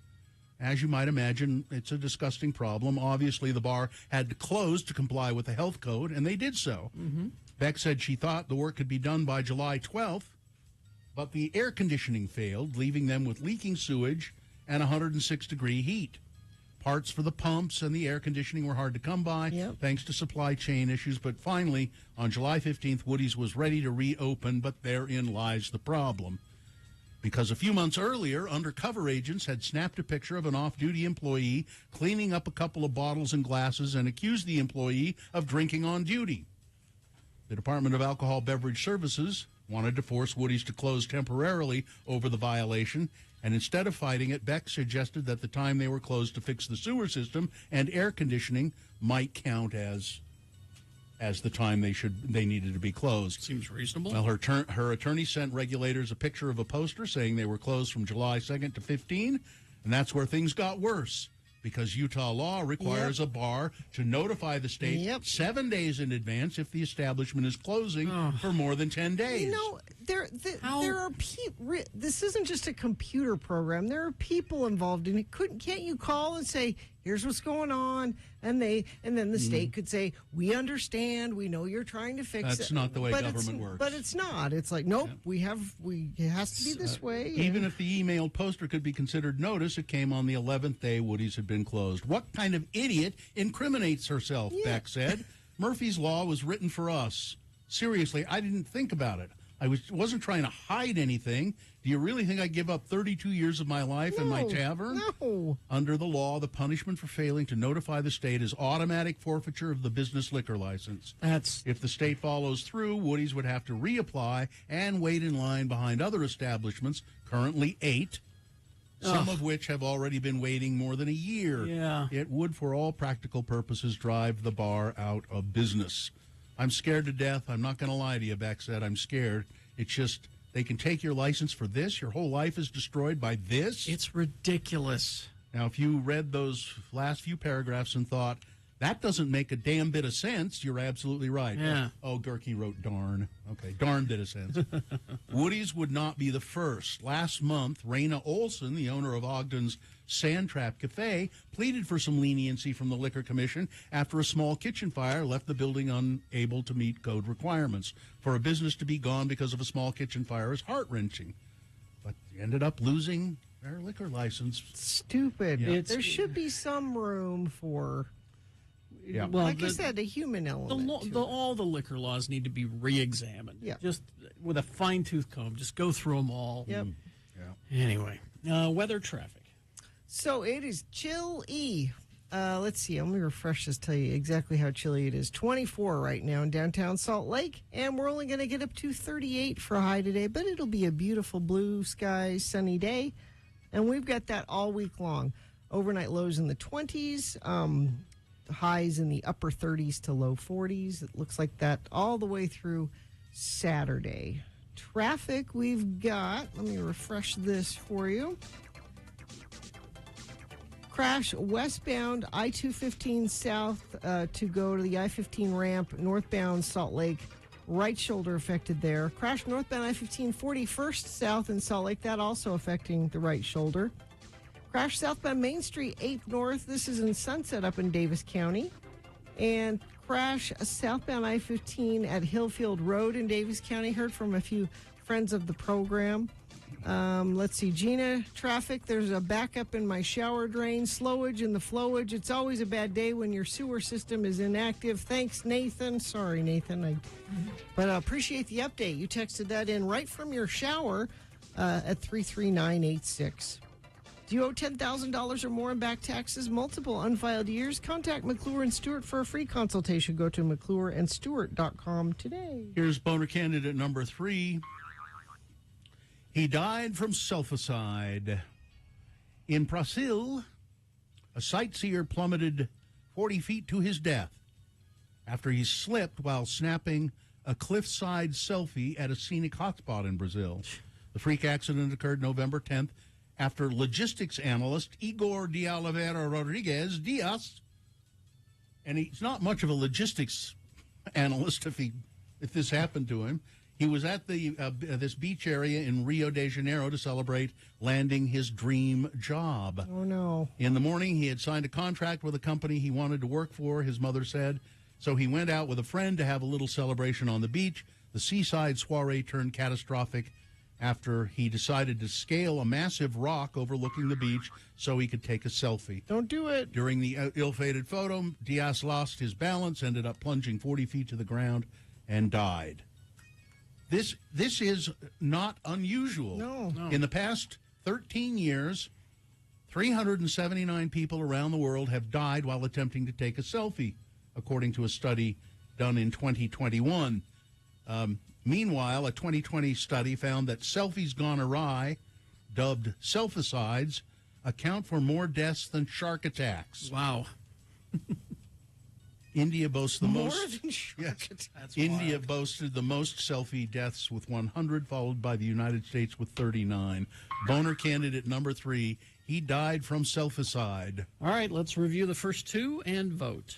Boner candidate number 1, never try to hug a pal when he's showing the fellas his new knife.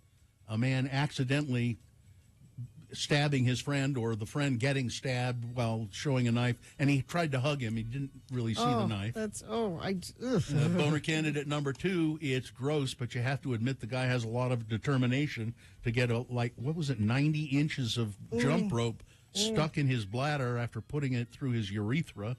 And boner candidate number 3, he died from selficide. There we go. Time to vote for Boner of the Day.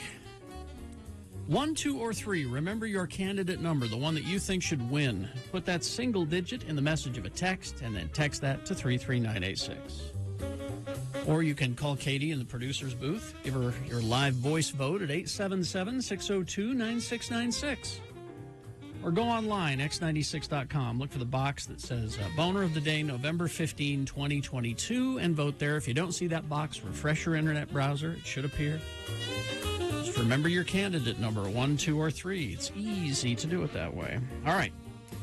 We've got just 4 minutes to get your vote in. Let's go. It's Boner of the Day. You.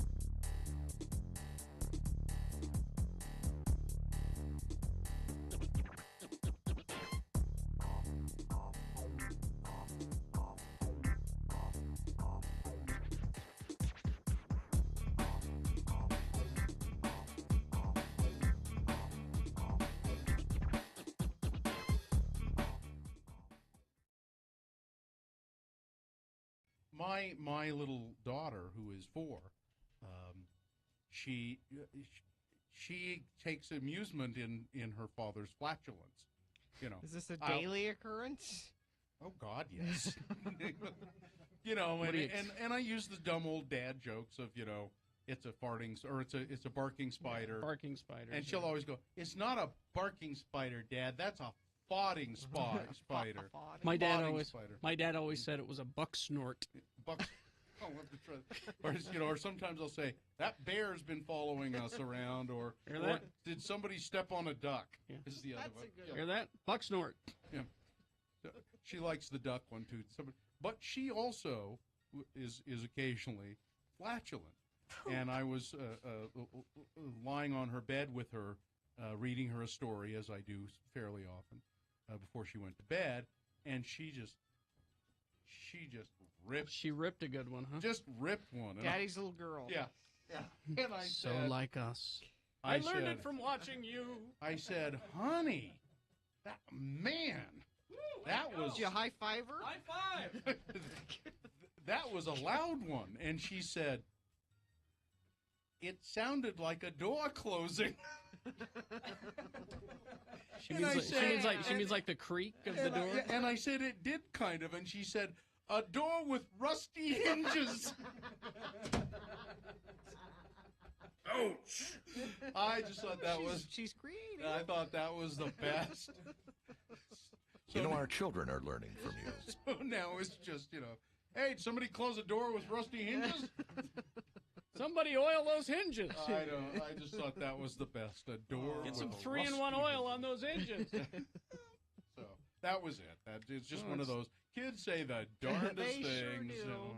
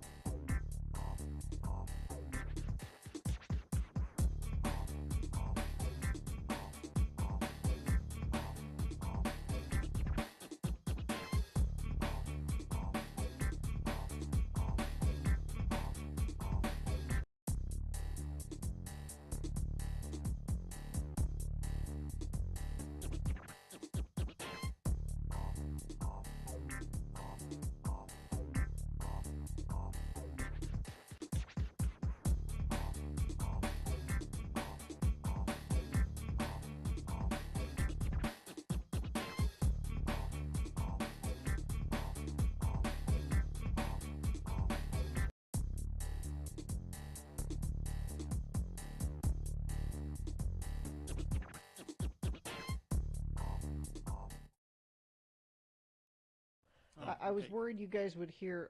Mohammed ordered a duck call a while ago, and it finally arrived. So he's been walking around the house, tooting on his duck call. Now, did he get that from the Duck Dynasty people?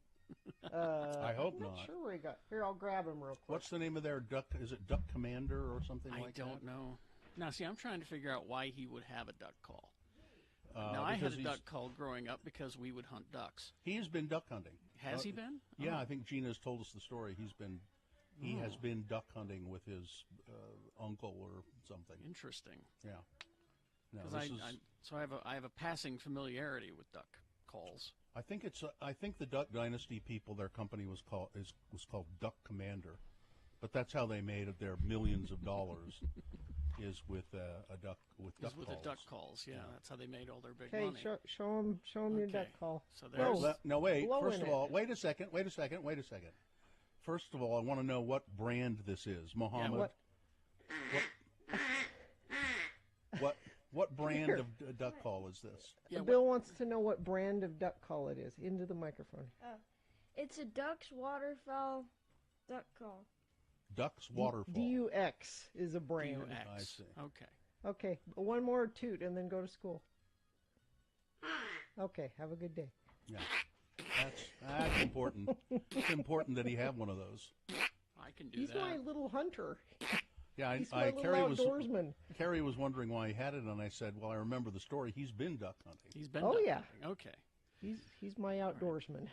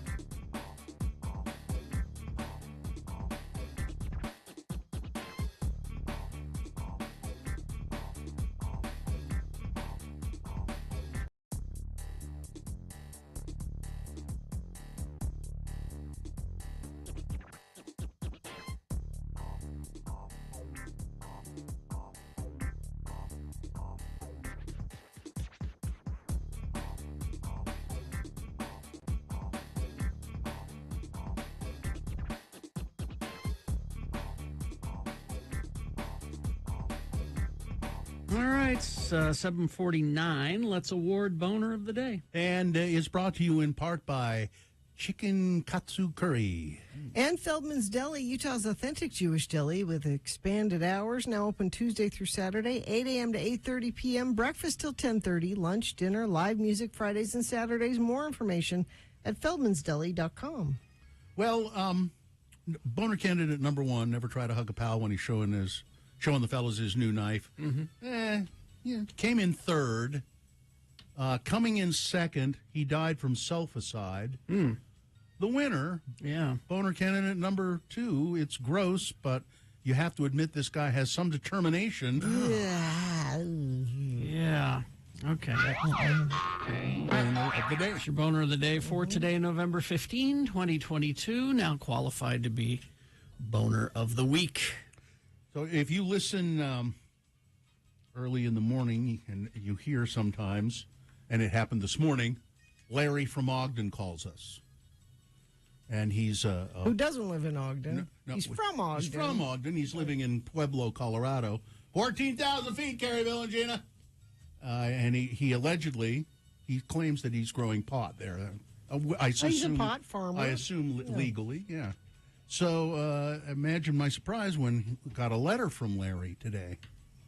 X96 Radio from Hell, Carrie, Bill, and Gina, 50 West Broadway. There it is. He must really be off the grid if he's sending a letter.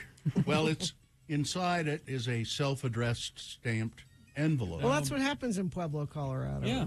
Oh, yeah, that's right, those government pamphlets. That's where he's... And then there's a little note. Carrie, Bill, and Gina. Yes. Thank you for your support. You're welcome. A Frank Chris sticker would be great. Okay. But an X96 sticker, like the one behind Bill in the window, would be greater. Oh, that's an old one. Yeah. I don't think we have don't any. have any of those. The Sonny X one. Here's the Puff Puff. Larry from Ogden. Bill is Carrie's Oh. handing you the. Oh, there you go. Okay, you got it, sticker Larry. for- Frank Chris sticker. And he signs it. Puff Puff Pass. Larry from Ogden. Well, he's generous. He's not bogarting it. Yeah. So there you go. And if you send a self-addressed stamped envelope, as Larry did, we'll send you a sticker. Sure. Why not? Sure. So I'll put this in the mail for you today, Larry. Okay, here's a quiz. Okay. A quiz, all right. A quiz. Who said it? Elon Musk or Mr. Burns from The Simpsons? Okay. Deranged millionaires. I got 67%. Or billionaires. Yeah. All right. Okay. I'll read you the phrase and you guys guess. Okay. Oppression and harassment are a small price to pay to live in the land of the free. That sounds like Elon Musk. Oh, oppression and spread in the land of the free. I think it's Mr. Burns. It is Mr. Oh, Burns. okay. Okay. The politicians and unelected bureaucrats who stole our liberties should be tarred, feathered, and thrown out of town. That's Elon Musk. They're tarred, feathered, and thrown out of town. It's Mr. Burns. Musk. I'm not the thief. The government is. Every year you make hardworking Joes like my reporter friend here pay income taxes. Musk. Burns. Burns. We're just back and forth. Yeah. If there was a way that I could not eat so I could work more, I would not eat. Musk. Yeah, Musk. You're both correct. Musk. Yeah. I should be able to run over as many kids as I want. Well, that's Burns, right? Yeah. Burns, correct. Okay. I should be able to run over as many children as I want. I said Musk because of his cars. But Smithers. There will be no Mars if we let them take our freedom away. Well, that's Musk. Musk. Yeah. Since the beginning of time, man has yearned to destroy the sun. That's Burns. Yes, Burns. Burns, correct. That's my lesson for taking a vacation. Vacations will kill you. Burns. Musk. Musk. Family, religion, friendship, these are the three demons you must slay if you wish to succeed in business. Burns. Musk. Burns. I would tell those people they will get to see their families a lot when we go bankrupt. Musk. Burns. Musk. If you can take advantage of a situation in some way, it's your duty as an American to do it. Burns. Burns.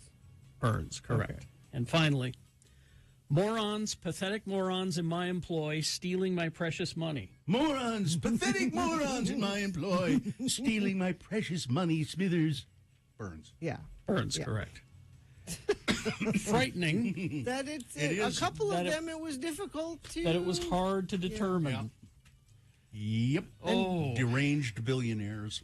Twitter still seems to be running. Sort of. For now.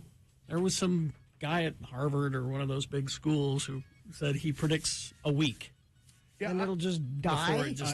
I've heard that implodes. There are people who are saying it's not going to be around in a while. I'm trying to enjoy it while I can. I'm staying until it burns to the ground. I am the bitter end. He's all kinds of money lost. Billions of dollars lost already. Advertisers staying away. It's hard to fathom, really, why he would do this. Well, Bill, he didn't want to. He was forced to buy it. He mouthed off and said, "I'll buy it," and they held him to it because you can't do that and not follow through. That's the part everybody keeps forgetting. He was forced to buy it. Yeah, he did not want to buy it. Again, he also knew that that if he made that kind of a move, that he could be forced to buy it. He knew that. Yeah. But he suffers from the delusion that a lot of millionaires and billionaires do. Because they have that money, they must be very, very smart and good at everything. And always make the right choice. Yeah, but they don't. Thank you. Traffic, please, Gina. Crash westbound I-215 south to go to the I-15 ramp, North Salt Lake, right shoulder being affected there. Crash northbound I-15 at 41st south, the right shoulder affected there as well. Crash southbound I-15 at Hillfield Road in Davis County, the left lane is closed there. And let me check our message stream. Nope, nothing there. But you can certainly send us something if you would like. 33986 is where you do that. All right, thank you. We will take a break. We will be back. We got a letter from our son Kyle coming up. We got Beat Gina on the way. And big boy news, all of that. Utah Word of the Day, all coming up. Stand by for all of that. RenaissanceRanch.com. Addiction is just awful. Addiction is a hard thing to break. You struggle with it, and sometimes you feel like you're just at the bottom of a well. Or maybe you have a family member experiencing that, and you see the struggles they're going through. Well, Renaissance Ranch is there to help. And just reach out to them. Renaissance Ranch Addiction Treatment Center. Their program is designed for male patients specifically, and they offer residential and outpatient services. Some people need to be there all the time, so they have that. And some people can just come and do therapy and get better that way. They're staffed by recovering addicts themselves, so they know what you're going through. Help is out there. Battling addiction is hard, but Renaissance Ranch can help. Schedule a free consultation and read some compelling success stories as well online at RenaissanceRanch.com. RenaissanceRanch.com. They do accept most private insurance.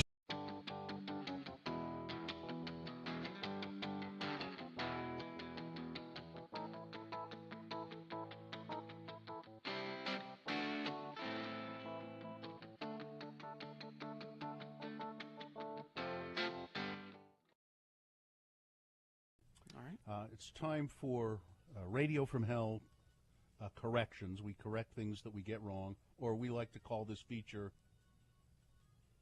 Excuse Me. Excuse me. If you go to x96.com/live, you can see Comic Book Guy saying, excuse me, but I don't think that's the case. I'm here to make the proper corrections. All right. God forbid you go throughout life not knowing the right. Correction number one I have. Earlier in the show, we were talking about traveling in Switzerland and Austria, and Carrie was talking about Lake Luzerne in Switzerland and how lovely that was. And I said, remember when we went to Austria and we were having fondue, and I think I may have said that Austria is the home of fondue.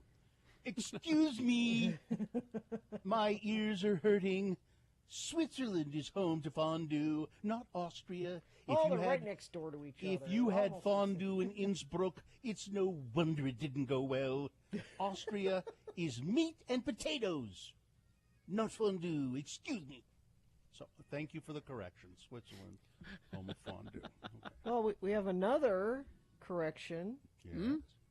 Country correction. Ooh. This is another excuse me for Bill.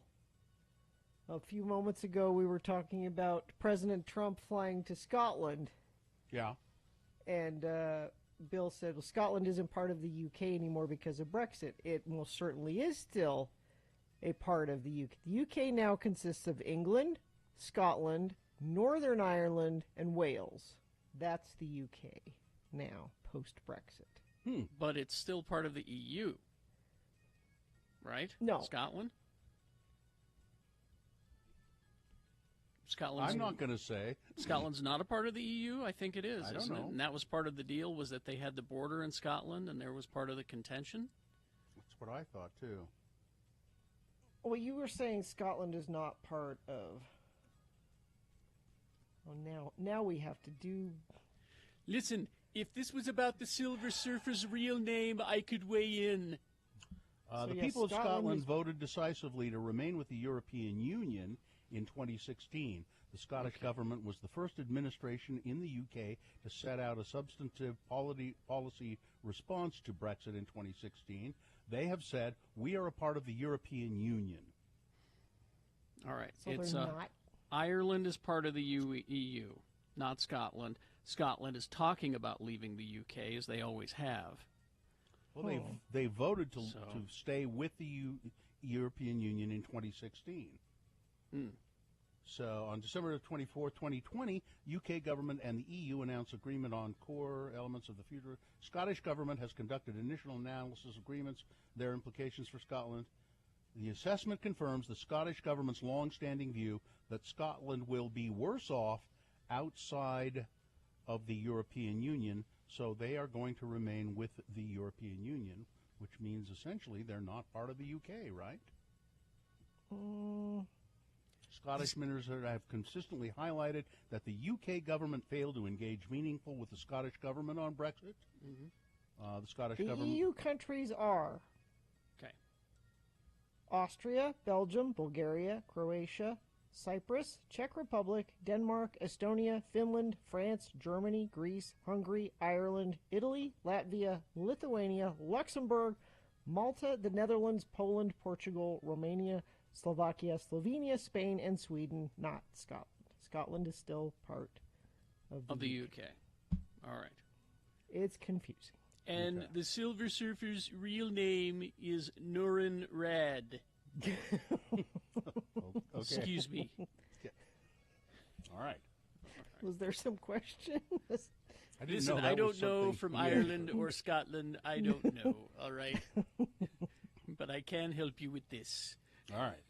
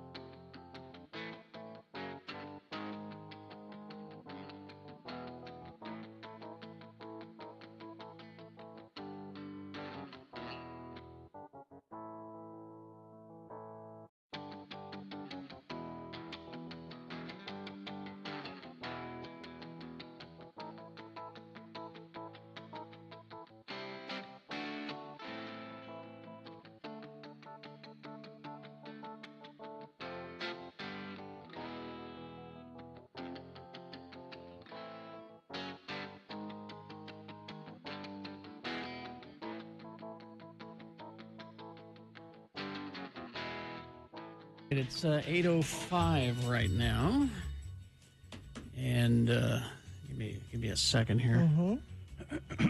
Okay. I have a sponsor if that's go ahead. helpful.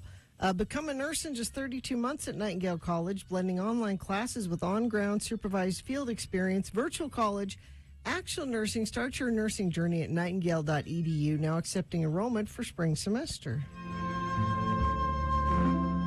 There was a boy, a very strange and chatty boy. That's Kyle Brown. He's a longtime friend of the program, participant in the Radio from Hell show since he was a kid in high school. he and Punk used to call into the show and do wacky things, and we liked Kyle, and we had a little bit of a falling out and lost track of Kyle for a while, but then we heard that he was ill and came back into our lives. He has ALS, which is fatal, and it has affected his voice, his speech. You know who else was just diagnosed? Did you see that? I did, but I can't remember. Roberta Flack. Oh, yeah. Oh, really? Mm-hmm. Oh. Yeah. So Kyle, because we can't understand him when he talks anymore much, he's been sending us a weekly letter, and here's this week's installment. After my divorce in 2009, I did what you're supposed to and barreled through several bad relationships. 4 in total. 3 of them got married immediately after our relationship ended, including one, she just went back to her ex-husband. Yeah, really. Only one did not do that. She was the one I'd really fallen for.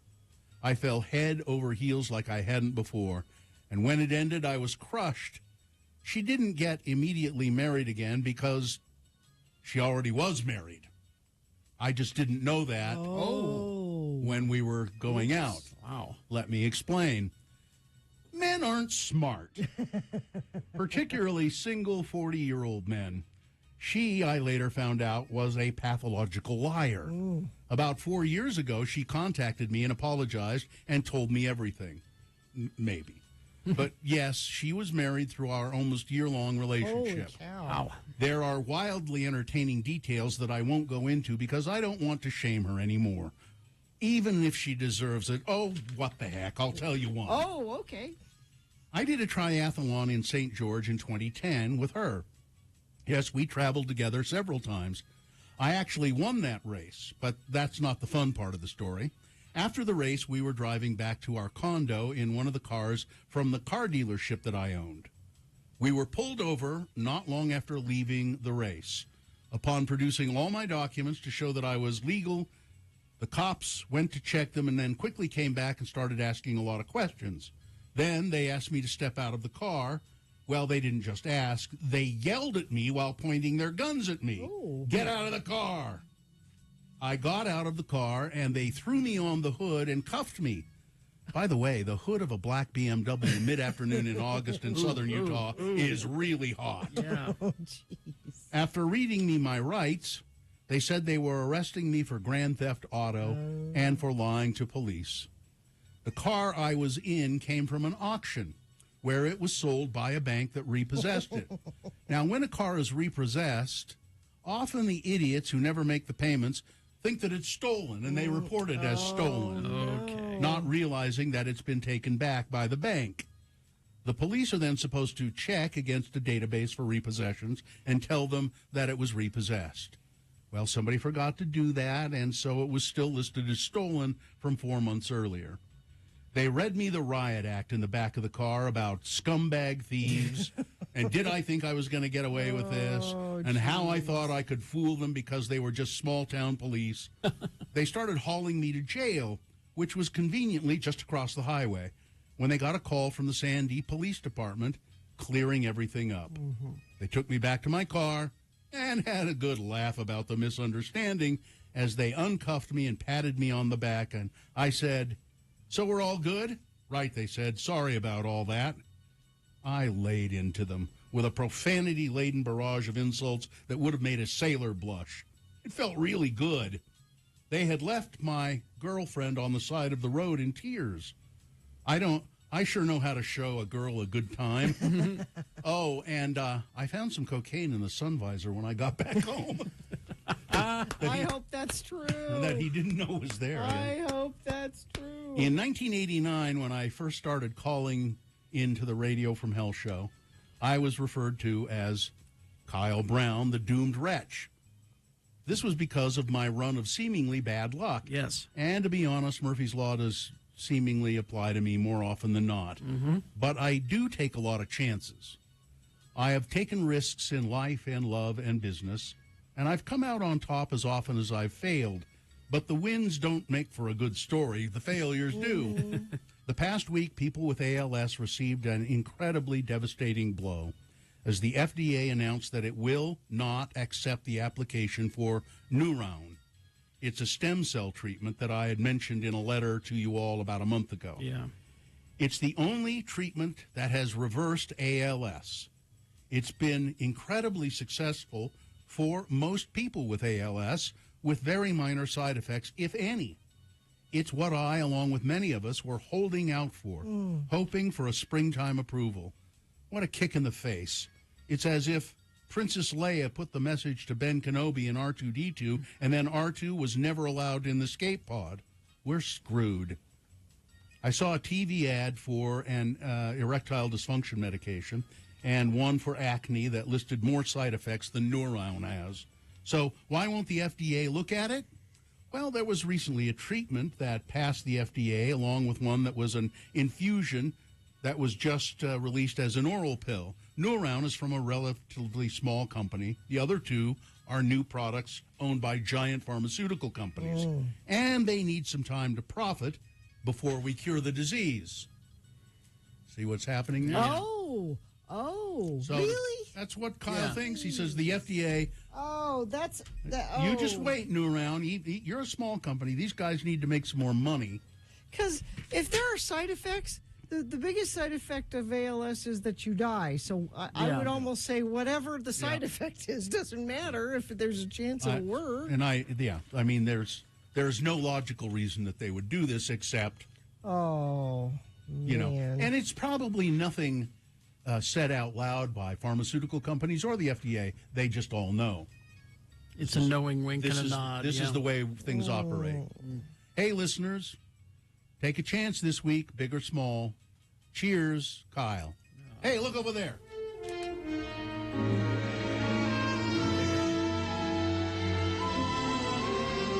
Okay. Oh, I crossed this line out, and because I didn't get it until I'm rereading it. I crossed this line out of Kyle's letter. 4 women dodged a bullet. I ducked, but took one to the head. Oh, I didn't get it until just now. So there you go. There we go. Traffic, Gina, please. let's see. We've got crash northbound I-15 41st South in Salt Lake off to the right shoulder. We also have crash southbound Main Street 8 North in Sunset. Let me check our message stream. Accident on Redwood Road, 144 South going northbound. A truck hit a student driver, this says. This just comes from friends of the program. I don't have details. That's just what they texted in. Let's see. Really bad backup on the west side belt, 215 emerging onto I-15 southbound. It's like a 20-minute delay. Thank you, whoever sent that in to 33986. Brought to you by UFirst Credit Union. UFirst Visa rates are low. No annual fee. Transfer your credit card balance to UFirst today. Get 3% cash back up to $1,000. Call 801-481-8800 or visit a UFirst branch to get started on your cash back today. All right. Beat Gina coming up. Charlie's Angels trivia. Specifically, the TV show. I'm Sabrina. Yes, you are. I'm Bosley. I have a feeling you're going to do well with this. Okay. But if they do beat you, what do they win? We have, how about tickets to see Morrissey at the Union Event Center on November 22nd? Morrissey tickets up for grabs if you can beat Gina at Charlie's Angels Trivia. 877-602-9696 is the number. Call, line up to beat Gina. 877-602-9696. BigOTires.com. Oh, their Black Friday sale is here. Oh, is it happening? Yeah, now through December 4th.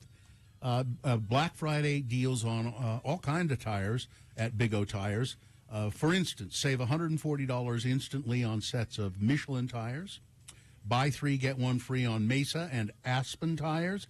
And there's another one that has the $100 instant savings, the Cooper tires. That's a good deal. It's not just tires, though. They've got certified techs and mechanics. Make sure your car's safe on the road for winter. They'll do complete car care, alignments, oil changes, fluids, wiper blades, brakes, and more. And, the temperature's dropped, and that means that your sensor is going off, isn't it? Mm-hmm. Your tire sensor. Go in, and they'll take care of that. So Big O Tires, they are the team you trust, locally owned and operated with over 50 Utah locations. You can make an appointment online. Get to know your local Big O Tire store. I go to the one on 2nd East and South Temple. They're great folks. BigOTires.com.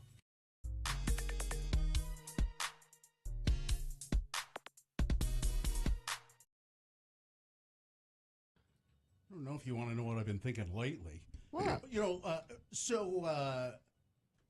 Wade, our attorney friend Wade was in here the other day. Wade Taylor? Wade Taylor.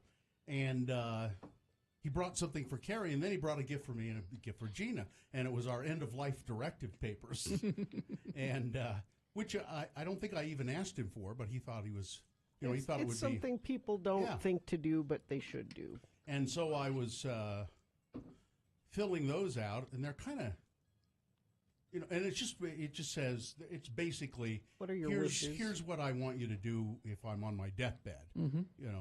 Don't take any extraordinary measures. And then, but then it made me think. So I've said for a long time, well, I want to be cremated when I die, and I don't know what your wishes are or your wishes are, Carrie. I think it's cremated. It's up to Sue. Yeah, really. Well, but then I thought, well, I want to be cremated, and then I thought, well, so my brother, he was cremated when those were his wishes. My mother was not happy with that, really, but she did it anyway. But we knew that was my brother's wishes, and so he was cremated. And then I thought, but that was still, boy, the funeral, and that's also expensive, and even if you're cremated, it's expensive. And then I thought, oh wait, though. My wife's brother, when he died, was cremated, but he not right away, because he donated his body to the University of Washington in Seattle. Oh, really? So he wasn't cremated right away. When they were done with it, they take care of it. They cremated him, and they give the ashes to him, and there was no funeral expense. So that's what I'm gonna do. I'm gonna donate my body to the University of Utah Medical School. That's a great idea. And so I've been looking into it, and our friend Jennifer Nozawa, some time ago, she works at the School of Social Work, I believe, at the U. She's there, and she sent me all the forms and all of that stuff, all the stuff you need, huh? and it's amazing. So if you live within 50 miles of the University of Utah, first you fill out the forms and you give them to them. And my father-in-law, by the way, who just died, he had also filled out all of these forms. Oh, really? And this is what happened. So he donated his body as well to the university. So if you live within 50 miles, they come and pick up your body for free. If you live without the 50 miles, then your family will have to pay for transportation costs to the U. But I live like 2 blocks away. Yeah. I'm close. Your family could walk you up to the U. As a matter of fact, my wife would say, hey, don't worry about it. We'll just throw him in the car and run him up. Yeah, get out the wheelbarrow. Yeah. So wheel him up. And then, really, that's it. There is no cost associated with any of this. As there shouldn't be. Yeah, You're donating your... Yeah. And then they will keep your body for as long as it is useful to medical students. To study. For whatever. So it might be a year. It might be as long as 3 or 4 or 5 years. And then they cremate you and they return. If you don't want the remains, fine. They put them in a memorial wall. There's a memorial someplace. There's a whole thing of body donation facts and figures. Average number of bodies donated to the U every year is 40. The number of bodies donated per year since the 1980s. 40. Per year. That's a pretty high number, seems to me. In 2017, 244 bodies were donated to the University of Utah. There are 400 right now in use by the program. Wow. 400? Yeah. The length of time a donor body will be used. It says anywhere from 3 months to 2 years. 2 years sounds like... Yeah, there's a lot there. Amount donors save on funeral and mortuary expenses by donating $1,000 to $10,000. Who can donate and how? The U accepts a wide range of bodies from throughout the Intermountain West. The donor or their surviving family must fill out a bequeathal form and return it to the U. Who can't donate? They don't accept infants or small children because of a lack of research funding for those age groups. Donors can't have any communicable diseases such as HIV or tuberculosis. Any donors who have had major surgery within 2 months of death or who have been in a traumatic accident cannot be. Yeah, things have to be mostly intact. Yeah, but my father-in-law was really very old, but I thought, well, are they going to take him? You know, because he's so everything's shutting down. You know. So how old do you have to be? You're 18. It Is does, it 18? Yeah, it does. You know, and they say, you know, like you can't behind her back, you can't donate your wife's body. You know, you can't. She has to agree. Yeah, with it. yeah. I don't want to pay for her funeral. Yeah, you got to have the. Now, Bill, you, if you were donating your body to the University of Utah, that's a local. Guess hey, I wonder if it's a tax write-off. Well, no, I just mean there will be people that might recognize you.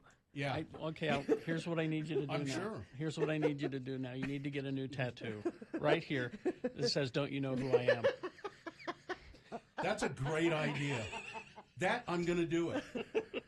I'm going to do it just right over my left or right. Yeah, just right there where the Izod thing would be on your shirt. Just a joke. Don't you know who I am? The final joke. Yeah, doesn't have to be that big. Just I think I'll do with the X96 logo. Sure. Well, Radio from Hell logo. Yeah. Or do you want to go that far? Tip your hand. Why not? Okay. Why not? Carrie, should we give a prize to the person that notices it? Well, that's going to assume you guys are still working. The medical student that notices. So we have like an email address next to it? That says, yeah. To claim your prize. To claim your prize. Yes. Yeah. I mean, why not? So let's not have the logo on there. It should just say, "Don't you know who I am?" to claim your prize. Email. And then we'll get like a Gmail account or something. Yeah. Now let me check. I don't want this to queer the deal. I want to check, to make sure that this little inside joke isn't, it should be, "Don't you know who I was?" No, well, yeah. Well, no, you could still am. Am still quote. Works. Yeah. Just the quote, "as he was in life." That's my ex-wife always said she couldn't stand the thought of donating her body to science because she couldn't stand the thought of these medical students, looking at her and making jokes and, like taking her hand and going, hi. How's your hearty handshake now, Bill? Yeah, that kind of stuff. No, I said, what do you care? You're dead. Yeah. Take whatever you need of me. Mm-hmm. I have no need of it anymore. Well, do you have any thought of doing that? I have. My thing has always been whatever my kids want to do with me is fine. I don't care. Mm-hmm. It's up to them. But you have to you should make your wishes known so they don't have to struggle over it. I know. Yeah. So you should put that in writing. Because I don't. I really don't. I mean, I don't want them to argue about it. Because one of them might have one idea, and the other one have another idea. So, no, I true. think Mom would want this. No, but I think we should do this. You should say what you want. That's true. Because what I want, I don't care. But maybe in the interest of not having a fight after I'm gone, I should. You should say, "Please take my ashes to a Robert Plant concert."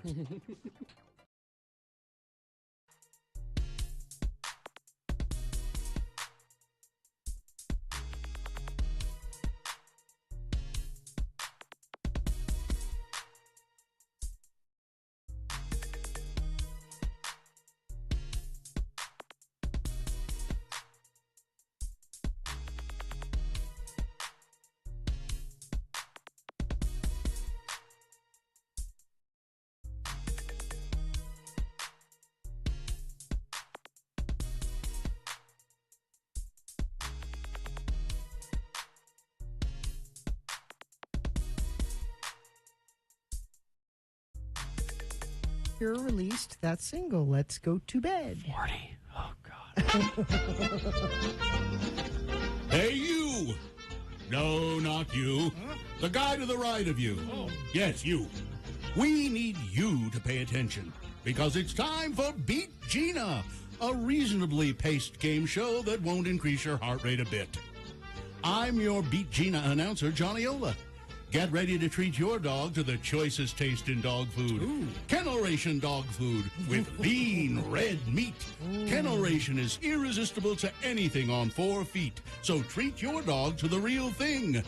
My dog's faster than your dog. My dog's bigger than yours. My dog's better 'cause he gets Kennel Ration. My dog's better than yours.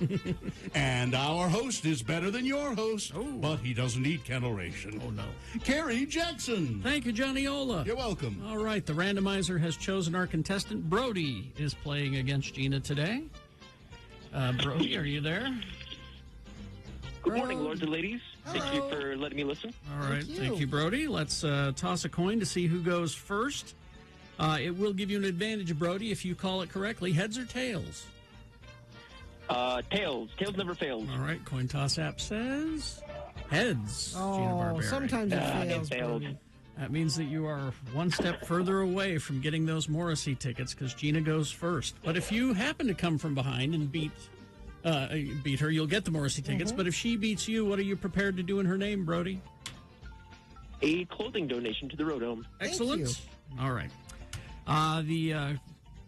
The original Charlie's Angels trivia. The newest movie was released on this day in 2019, but we decided to go old school with the original TV series trivia. I loved those girls. Because there's so many different ones to choose from. All right. Hold still. We can hear that. What are you doing, Brody? I moved cardboard. I'm sorry.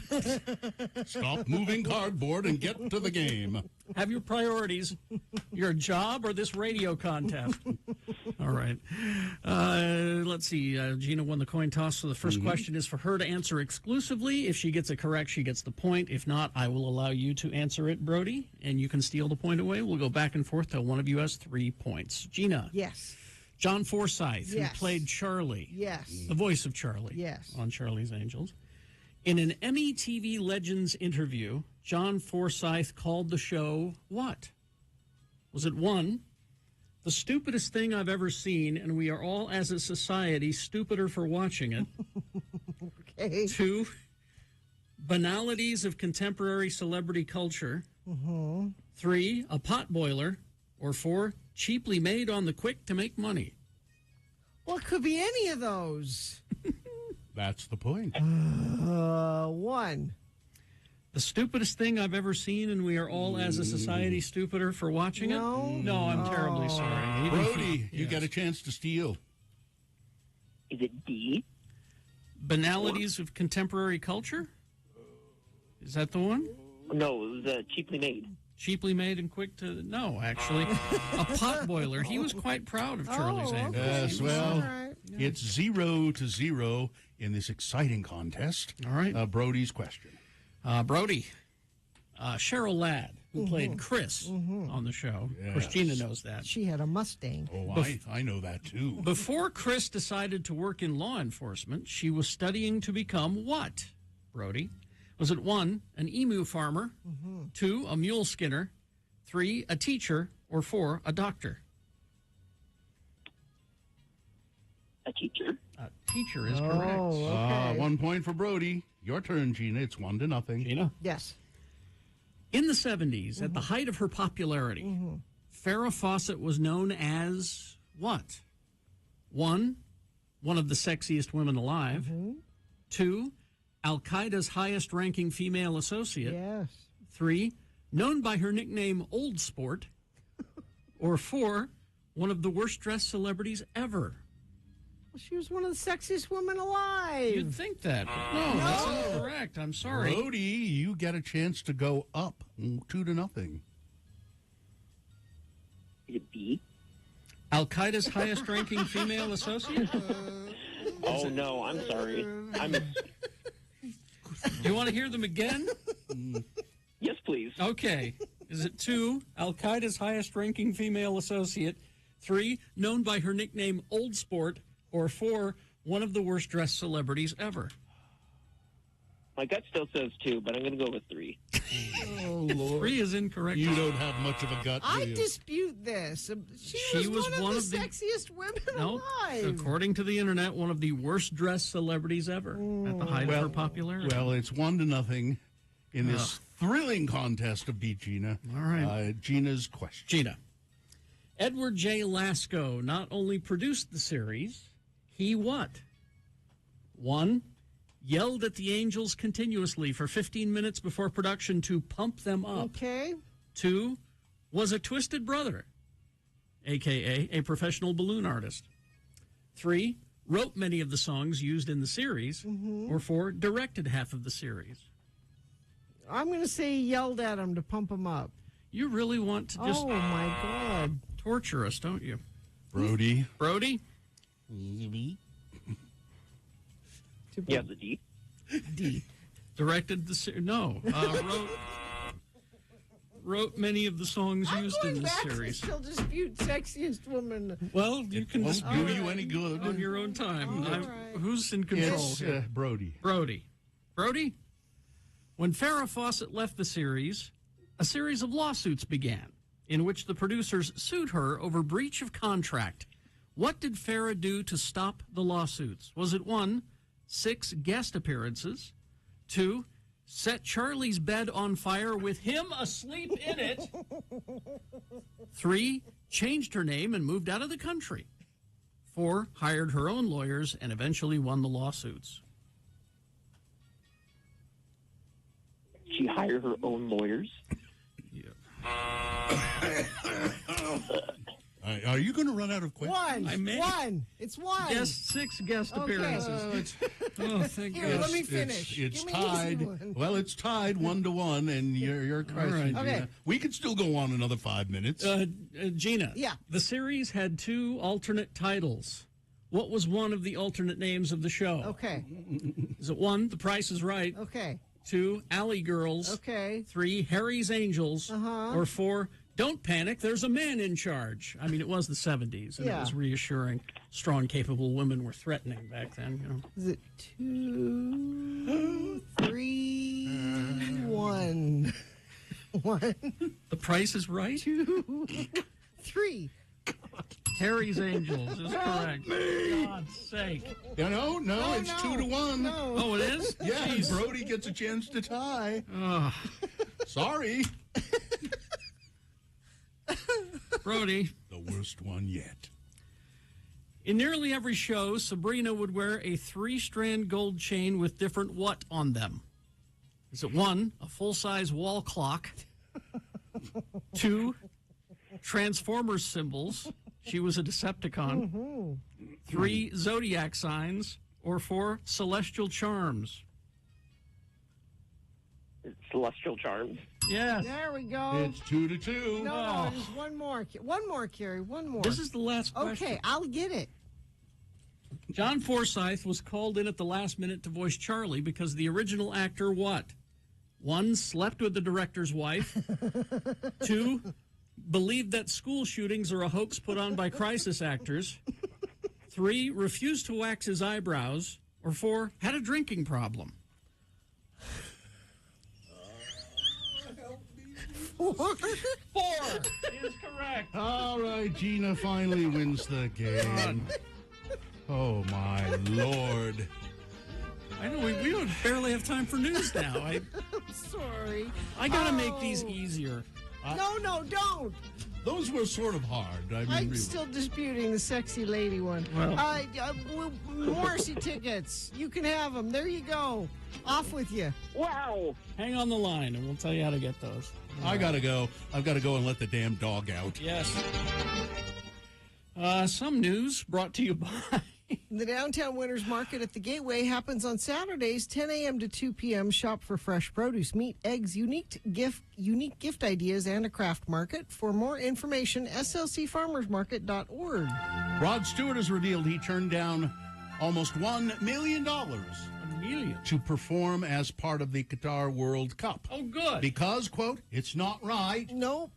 The tournament kicks off this Sunday in the capital city of Doha, and Qatar and the world organizers FIFA are in cahoots.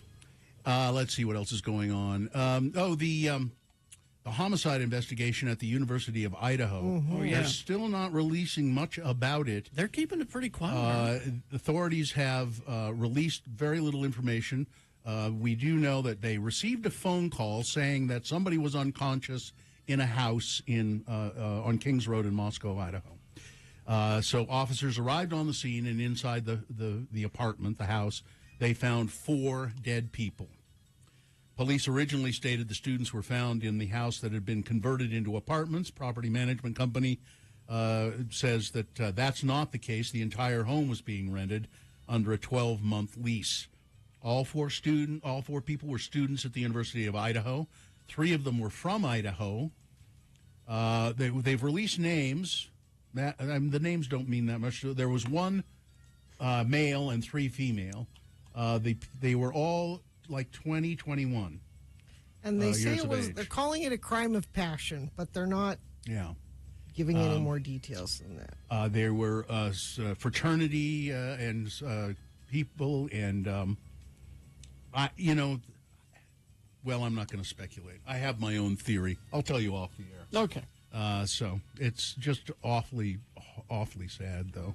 And University of Virginia, classes are still not canceled. Christopher Darnell Jones is the 20-year-old suspect accused of killing 3 football players and wounding 2 other people. He had prior contact with campus officials about a gun at one point. He is a former football player, faces 3 counts of second-degree murder. In September, a person who does not go to or work for the university reported that Jones had made a comment about having a gun. The person said they never saw the gun, so to the best of investigators' knowledge, there was really nothing to do. I think they asked Jones about it, and he said, "I don't have a gun. I don't have any gun," and there was nothing. There was no reason to search the place or anything. He was a freshman on the football team as a running back in 2018, but didn't play in any games.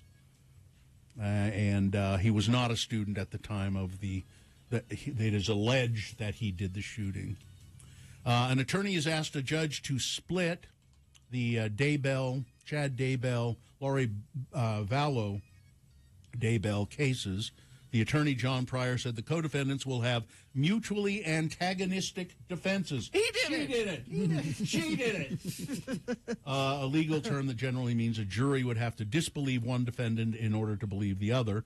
Daybell and Lori Vallow Daybell were scheduled to stand trial in January in the case. I think that, they probably should split them. Split them up. Split the cases up. Lindsey Graham.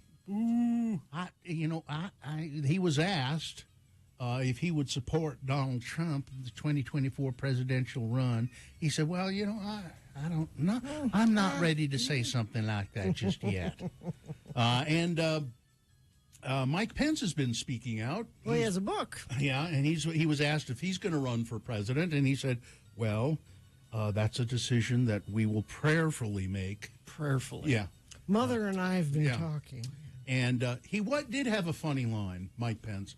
He was asked about the fly on his head during the debate. Here in Salt Lake. And they said, were you aware that it was there? And he said, no, I had no idea. But it's because he has no feelings. When I came off stage and I was told about the fly, I said, Lord, did you have to do that to me? Because God has nothing better to do than send a fly to sit on your head. He put it in a funnier way. I should have looked the quote up. I don't think that God has dominion over the flies. As I recall, that's the other guy. Yeah. He was making a joke, and he said it. He was actually pretty funny. I just didn't get the joke right. Okay.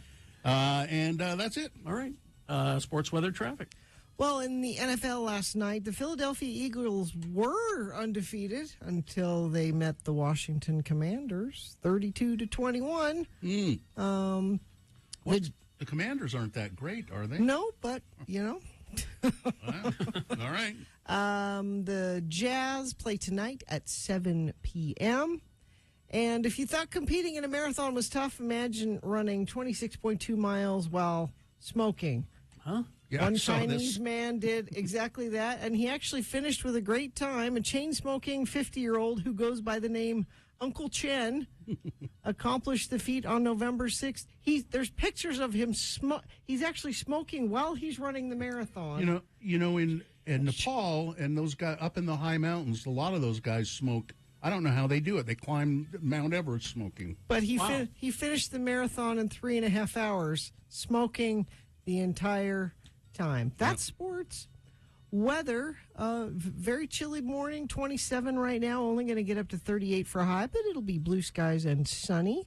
And we have the same forecast, looks like most of the week. Highs in the upper 30s to low 40s and overnight lows in the 20s. Traffic, let's see, we had a friend of the program say accident in Layton, cars still in the fast lane before South Layton Parkway exit. Thank you for sending that in. Also, accident Redwood Road, 144th South. We have a crash southbound I-15 90th South off-ramp in Sandy. We also have, let's see, crash eastbound Highway 201 5600 West in Salt Lake. And you can send us stuff when you're seeing it, and I will pass it along if I can. 33986 is where you do that. Angkor was once the envy of the world, only to disappear without a single word explaining the kingdom's collapse. Come along on an incredible journey to uncover the mysteries of Cambodia's lost empire. Angkor 3D is now playing at the Northrop Grumman IMAX Theater at Clark Planetarium. Can I give Mike Pence his due and do the quote I found? Okay. He says, I figured that if all they could do is criticize my performance was the fly on my head, I might have done all right. But as I told my daughter, Charlotte, someday in glory, after I thank God for all my blessings, I intend to ask him, the fly, was that necessary? That's pretty good. All right. We will take a break. We'll be back. Utah Word of the Day coming up after these. Stand by.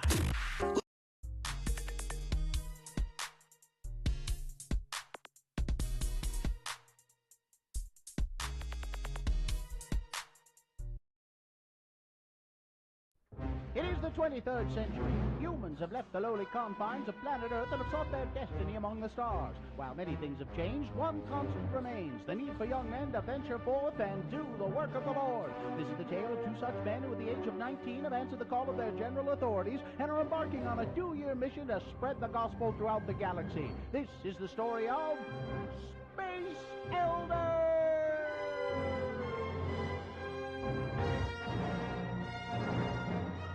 Today, we find our elders tracting on the ice planet Hoth. Oh, man, it's cold out here. Why is it so cold? It's an ice planet, Lehigh. What do you expect? Oh, I'm sure glad my mom sent me these mittens. And Zone Leader Hansen has sent us to some pretty dismal places before, but this has got to be the worst. I hope that this Wampa fella lets us in and offers us some piping hot postum. You know, these tauntaun thingies smell funny, and they're just not very comfortable to ride. I wish our hyperbikes hadn't frozen up. Let's see, third cave on the left, just past the second snow drift. Yep, this must be it. Hello? Hello, Mr. Wampa? I don't suppose his first name is Willie, do you? See, Willie Wampa. What? Wait, hello, anybody home? Hey, pal, that's my ride home you're having for lunch. You must be Mr. Wampa. Hi, I'm Elder Christiansen, and this is my companion, Elder Jensen. Hi. We represent the Church of Jesus Christ of Latter-day Saints. You know, the Mormons. Look out, Butch! Oh, man, he knocked you down. That's going to leave a mark. Excuse me, Mr. Wampa. All we want is just a couple minutes of your time. Oh!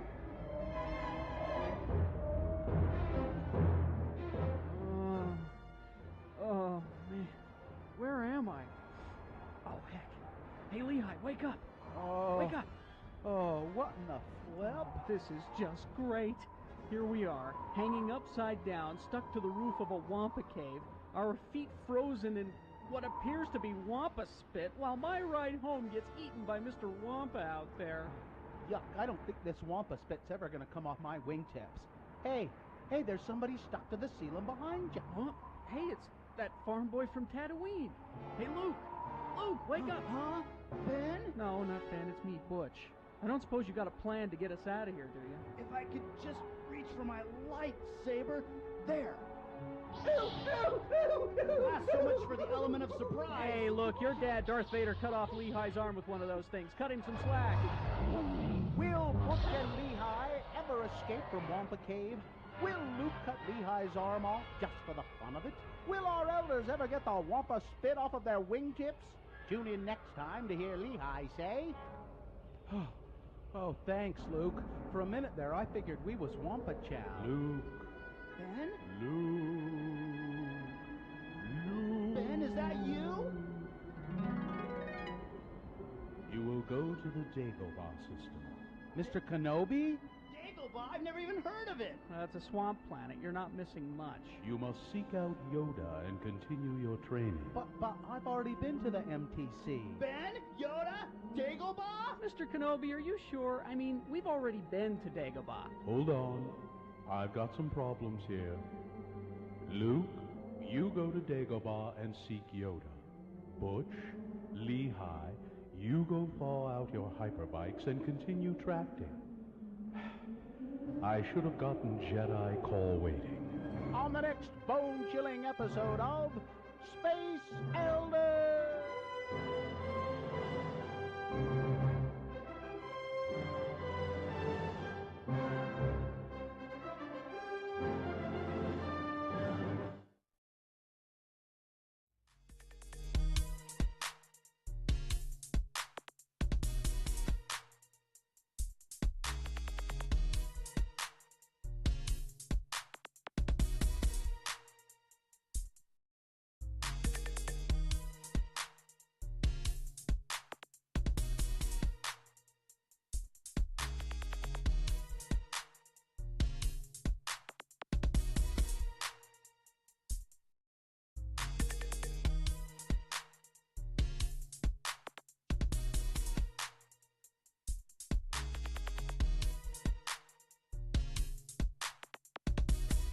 All right, 8:47 right now. And, yeah, we got a few minutes here. Let's see, what are we... We got Utah Word of the Day. we have I a see. few minutes. But we got a minute or two here. If you, I don't... nothing you want to get off your chest? No. Not really. No? No, I don't think so. Let me look here. I take notes and then forget them. You take notes? Okay, here we go. So when Bill Frost comes in and recommends TV shows, I try to check some of them out, and I thought I would watch The Big Brunch, hosted by Dan Levy. It's a it's a cooking competition where it's horrible. Really? What's wrong with it? It's just awful. The people on it are awful. The way it's set up is awful. He's just not a really great host. Now I just watched one, and maybe it settles in and gets a little better. Okay. But I think you just hate brunch. That's what I think. You are a brunchist. A brunchist. You know, you really shouldn't say things like that without having seen it. When was the last time you went to brunch? I don't brunch very often. This is my point. But Dan Levy seems to believe Levy, that brunch... like Eugene is it Levy? Levy? It's It's Eugene Levy, Levy.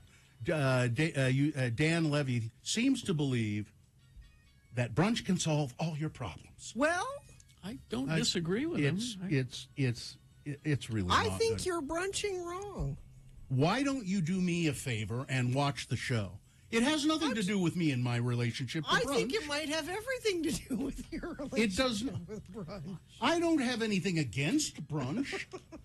As a matter of I'm fact, not a brunchist. He's writing a book called In Defense of Brunch. He's working. I saw him working on that.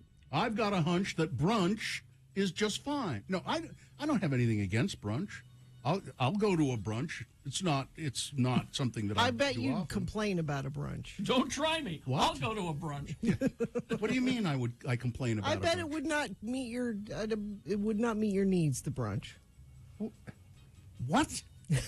What are you talking about? If it was a brunch of nothing but liver, yes, that would not be good.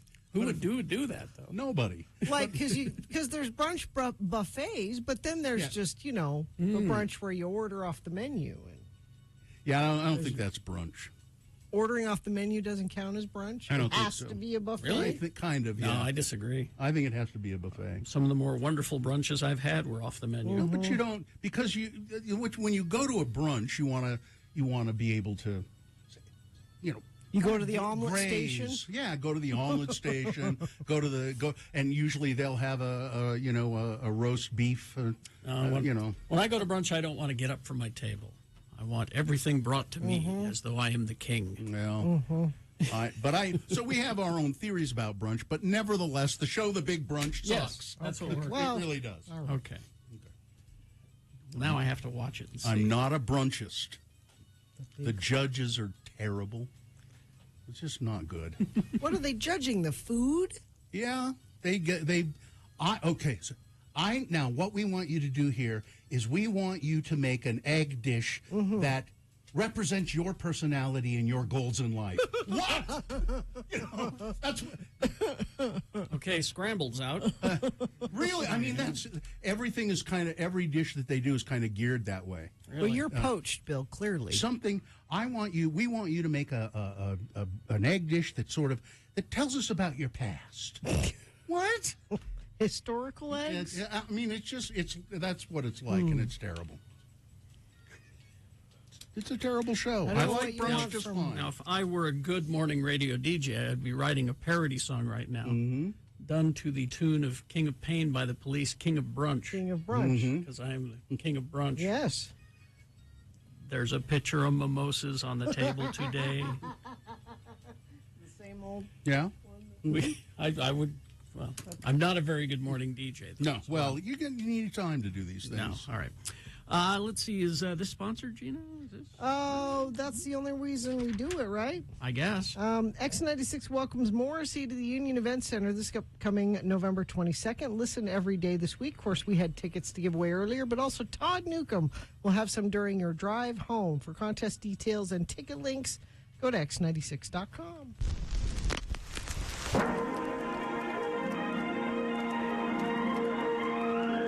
It's often said that people of Utah speak a language all their own. It's a language that's often confusing and even incomprehensible to newcomers here in the Beehive State. So, Radio from Hell presents a handy guide to help everyone understand how the natives speak. It's the Utah word of the day, and today's word is... pill. P-I-L-L, pill. And now to use the word in a conversation, let's listen in to a dialogue between the mayor of Mona, Don Criddle, and his somewhat off-center son, Denver Criddle. Be listening for the word pill.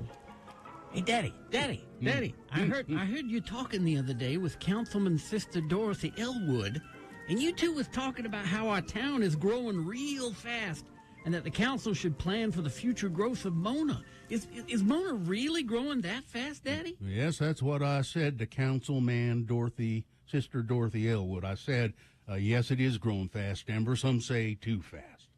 Let me give you a couple of statistics to help you see what I mean. In the 2010 census, Mona had 1,547 souls living here. Now we look at the last census.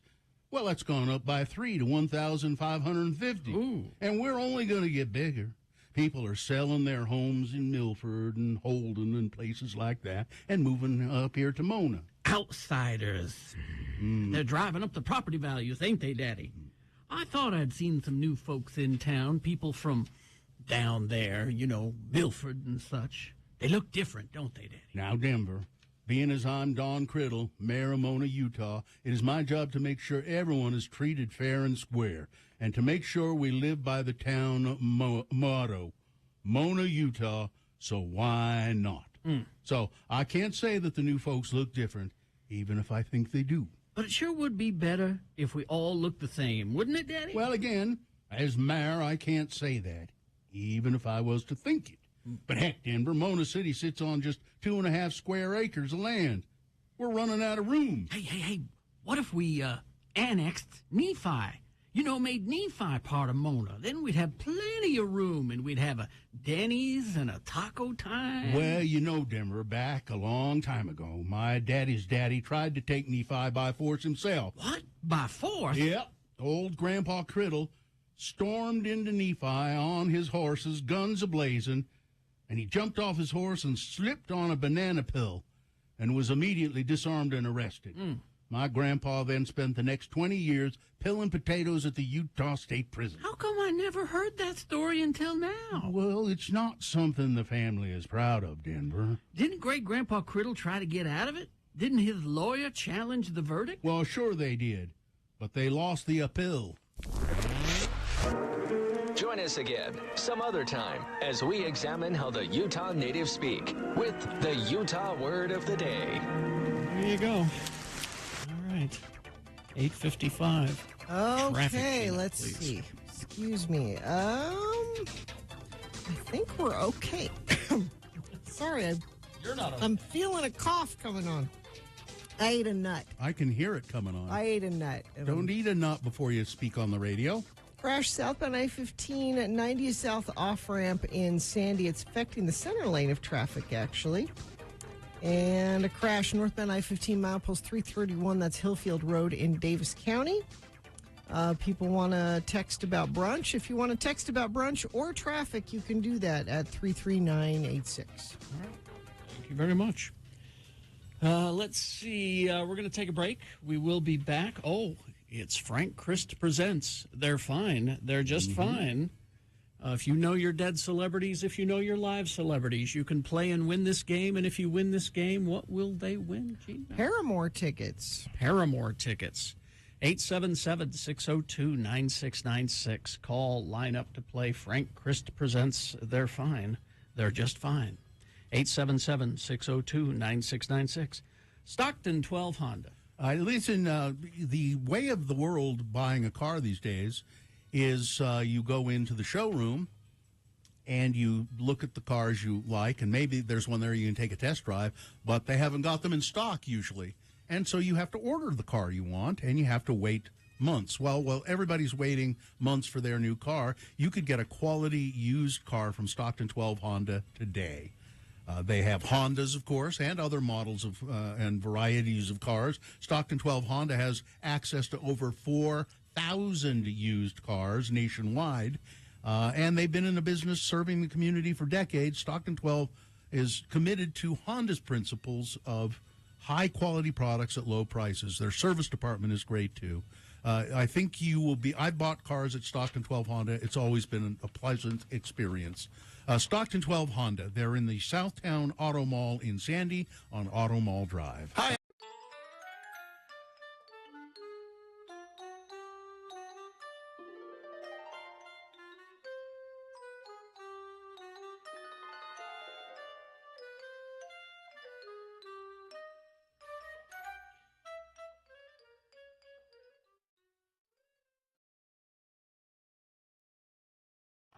I went to a wedding on Saturday in Utah County, Alpine, Utah. Yes.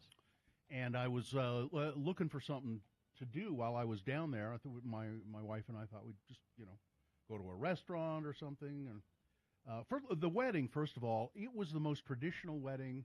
I didn't go to the wedding, but we were there right after the reception. And it was just the most traditional thing I'd seen in a long time. The cutting of the cake and got to smash a piece of cake. Yeah, they do the dance and they did this one thing. They do a dance where the bride dances around and they put money on her dress. All of this stuff. Just everything about a wedding that's sort of you think of as a cliche about weddings. They did, and I don't mean that negatively. Through the bouquet? All of that. So it was nice to see we know the parents of the groom and hadn't seen them for a while, so it was nice to visit with them. Jesse Parent is his son. Anyway, so I thought, I know what we'll do. We'll go on the Alpine Loop. Somebody had suggested we do that, and they were right. It was... Take a drive. Yeah. Let me get you some driving. So you go up American Fork Canyon for a while, and then there's a turn off to the Alpine Loop. And I thought, I know what we'll do. So we'll go all the way over and down into Sundance, and then we'll have something to eat at Sundance. And it was just stunningly beautiful. And I can imagine what it's like in the fall. People go up there, but somebody said in the fall it's beautiful, but there are just a line of cars all the time. Everyone's doing it. Yeah. While we were there weren't a tremendous number of people there. And then we stopped at a place, it's kind of a little bit of a detour off the Alpine Loop called Cascade Falls, which is so incredibly beautiful and unusual. It's not like a big waterfall. Mhm. It's water. Like a series of rocks, and the water comes down and forms different pools. You know. That sounds like a waterfall.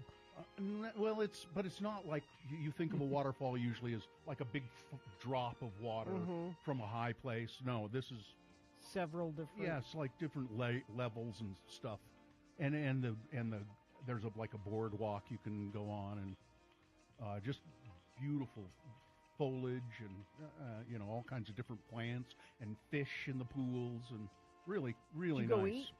Then we went back, got on the Alpine Loop, and that again is just. It's a really narrow. It's 2 lanes, but very narrow. No divider line, no line markings or anything. And we dropped down into Sundance, and it was packed with people. There was a play going on, Cinderella. I think the Utah UVC. I think their theater department does plays up there in the summer. No spoilers. I don't want to know how that ends. Cinderella? Yeah. Well, I didn't go. We didn't go. Okay.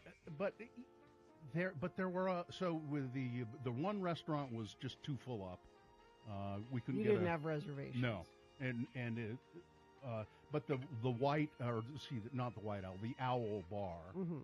They don't take reservations, and they have burgers and stuff. So that's where we ended up eating, and we were sitting outside, but then of course there was a downpour, and we had to move inside along with everybody else. But I'm looking around, and some of the people you could tell were from Utah, but the majority of them were not. How can you tell? I don't know, the way that. Well, first of all, we're in a bar, so but I don't know. You can just sort of tell there's just a difference. I don't know. And I just kept thinking, where do all these people come from? Where do they all come from and converge on Sundance like this? It's just kind of amazing. And you can overhear some conversations about, oh, isn't this beautiful? We've never seen anything like this, and all of that stuff. And I just thought, what brings them? I was going to say the reason you knew they weren't from here is nobody came up to you and said they knew who you were. Yeah, that's true. That's how you know. That's true. They weren't from here. That's true. Nobody seemed to recognize me, so that's. They were all from out of state. That and their "I ain't from around here" brand hats that they were wearing. No, if you overhear the conversation, and you can tell little bits and just what people are talking about and how they are. But there was a woman. So we go out. So we go outside on the outside patio at first. And sit down. It's open air and everything. And just, my God, somebody was wearing perfume that was like. If it's competing with the great outdoors, that's some strong That's a problem. Perfume. Yeah. Oh my God, it was horrible. And it was. I finally figured out where it was, and it was like several tables away. You don't want to sit downwind of that. No, or anywhere. And then when we all moved inside, it followed. You could still. I mean, it was almost enough to make you not want to eat. It's like, I don't want to compete with this odor this perfume while I eat a hamburger and drink a glass of wine. But I managed to choke it down.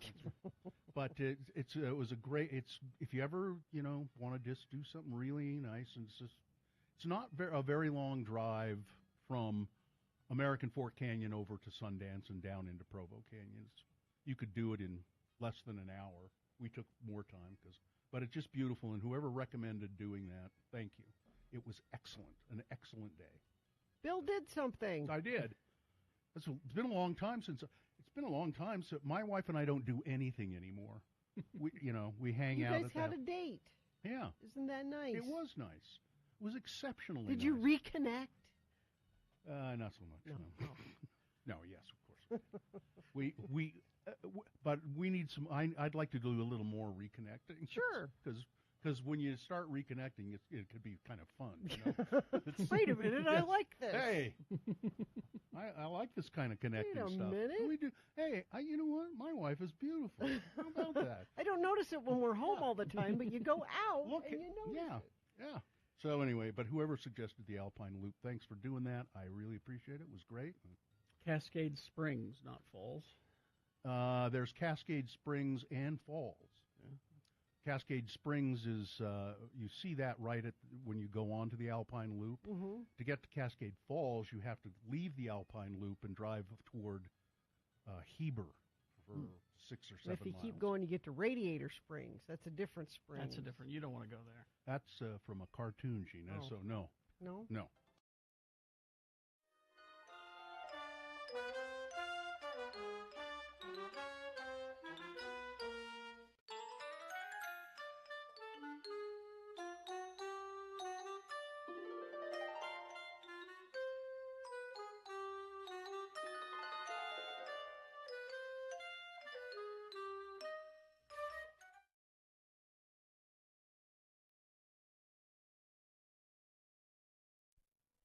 Program, Carrie and Bill. And let's see, it's time to check out the answering machine. Have you... Yeah, go ahead and access it. We have an answering machine here at work because, well, we don't like personal calls at home. I use my phone at home for outgoing calls only. Hi there, you've reached the offices of Carrie and me, Bill, the Radio from Hell guys. And if you have anything to say to us, we're not picking up, so wait for the beep. Usually these calls come in after hours. I mean, after we're not here, Yeah, that is. after like 1 or 2. It's rewinding. Yeah. Hi, Mr. Allred. This is Dr. Arnold's office calling. Oh. I have what I hope is good news for both you and Samantha. Samantha's definitely pregnant. Hey. She's a very healthy bitch, so we anticipate no problems. What? She's about a month along. Good. So she should deliver in about 2 months. Our office will be open until 5 p.m., so please try to pick her up before then. We'll have her well-groomed and ready to go. Well-groomed? I didn't tell you guys I got a Thank Chihuahua, you. did I? Oh, it's a Chihuahua. It's a little. I got a new little dog. Oh, they're so cute. I know you They got are. little beady eyes. Yeah, they are. Gonna have Hi, pups. Carrie. This is Libby Weaver from Fox News. Oh. Hey, would you stop leaving your underwear in my mailbox? Again? If you don't stop, I'm going to have to call the police, Carrie. Bye. Yeah. Yes, this is the in vitro fertilization clinic at the University of Utah calling for Ralph Allred. Mr. Allred, we have the sperm sample you left with us yesterday, and, well, I'm not sure what to say here. The sample you left with us, it's not human. Please Bill, return our call. Bill, you're supposed to... I didn't understand. Leave yours. Not... Never mind. Hi, Carrie. This is Shauna Parsons from Fox News. Listen, you've got to stop leaving your underwear in my mailbox. This is getting absolutely turn this ridiculous. off? I have called the Salt Lake Police, and there is a restraining order against you, so wise up. Can we turn Bye. this off, please? Way to go, Carrie. None of any... Add it Bill? again. It's Chunga. I got my big toe caught in the no. water spout of the tub again, and I can't get it out. Again? I've been here for about 2 hours, and I'm lonely, and the water's too cold. Bill, I ran out of beer, and I'm down to my last cigar. This happens to Now, you. I know you said that last time this happened, you wouldn't help me again, but everybody else has said that too. That's right. Can you come over? No. Please? No. Well, I see... Make sure you bring some soap, Well, okay? I see you got out okay. Well, I mean... finally. Again, you did this. Mike Summers came and got me out. Well, how nice of him to And he do. brought some soap and... How nice. Your little sponge bag. Yeah. All right. Carrie, Al Bain from K-Bear calling. Oh, Al Bain. Look, do me a favor. Quit leaving your underwear in my mailbox. we And I turn- know they're yours because I don't know anybody else that wears Ren and Stimpy and Simpsons underwear. We So I turn know this they're off? yours. Wouldn't mind as much if they weren't soiled. But quit leaving them in there or I'm going to have to call the authorities. See ya. So the little problem is back, eh? I was wondering what that was in my mailbox, Carrie. Way to go. You're sick.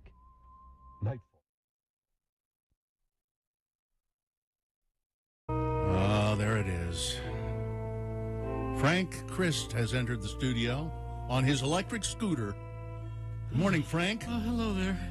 Celebrity Reaper Frank Christ. Oh, you have to understand my surprise yesterday when the beeper went off and it said Yeah? Jay Leno, and I started to leave my domicile, and then I got a beep again that said, "Oh, false alarm." Oh, yeah, he'll be. Because he's fine. He's He's just fine.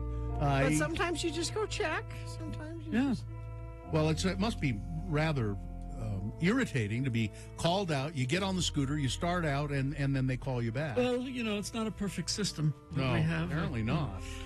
I mean, it probably never will be, Well, Frank, when next time you have a few moments on a Sunday, why don't I take you out to brunch? He can't eat, Bill. I'm sorry. I miss I'm brunch. sorry, You I forgot. probably loved brunch because that's something celebrities love. So you probably I used to loved- watch Precious Celebrities Brunch all the time. Well, I'm sorry. The Beverly Hills Hotel. Frank is the celebrity reaper, one of many different kinds of reaper. His job is to reap the souls of past celebrities. The moment they die, he's summoned. He whisks to their side on his electric scooter, gives them a little whoop right there on the nose, and sucks their soul up and puts it in the sidecar, and off they go to Hades. And Frank joins us weekdays to play a little game, which I hope cheers you up a little bit. Oh, it's just nice to be invited to go somewhere and not dreaded. When you show up, everybody's all upset. I'm not ready to dread you yet. Okay. Maybe next week. He's here to play a game we call Frank Chris Presents. They're fine. They're just fine. That's right. We have a list here of 4 famous people.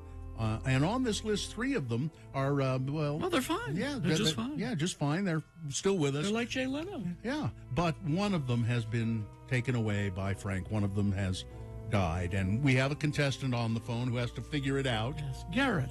Garrett. Good morning, Garrett. Good morning. How are you? All things considered, I'd say fine. Just fine. Okay. That's good, Garrett. Garrett, you're playing for what prize, Gina? Oh, well, Paramore's coming to town. You have lots of time to get a babysitter. It's July 27th, 2023. You got kids, Garrett? I do. I'm going to take my daughter. She's a big fan. Oh, okay, great. That's great.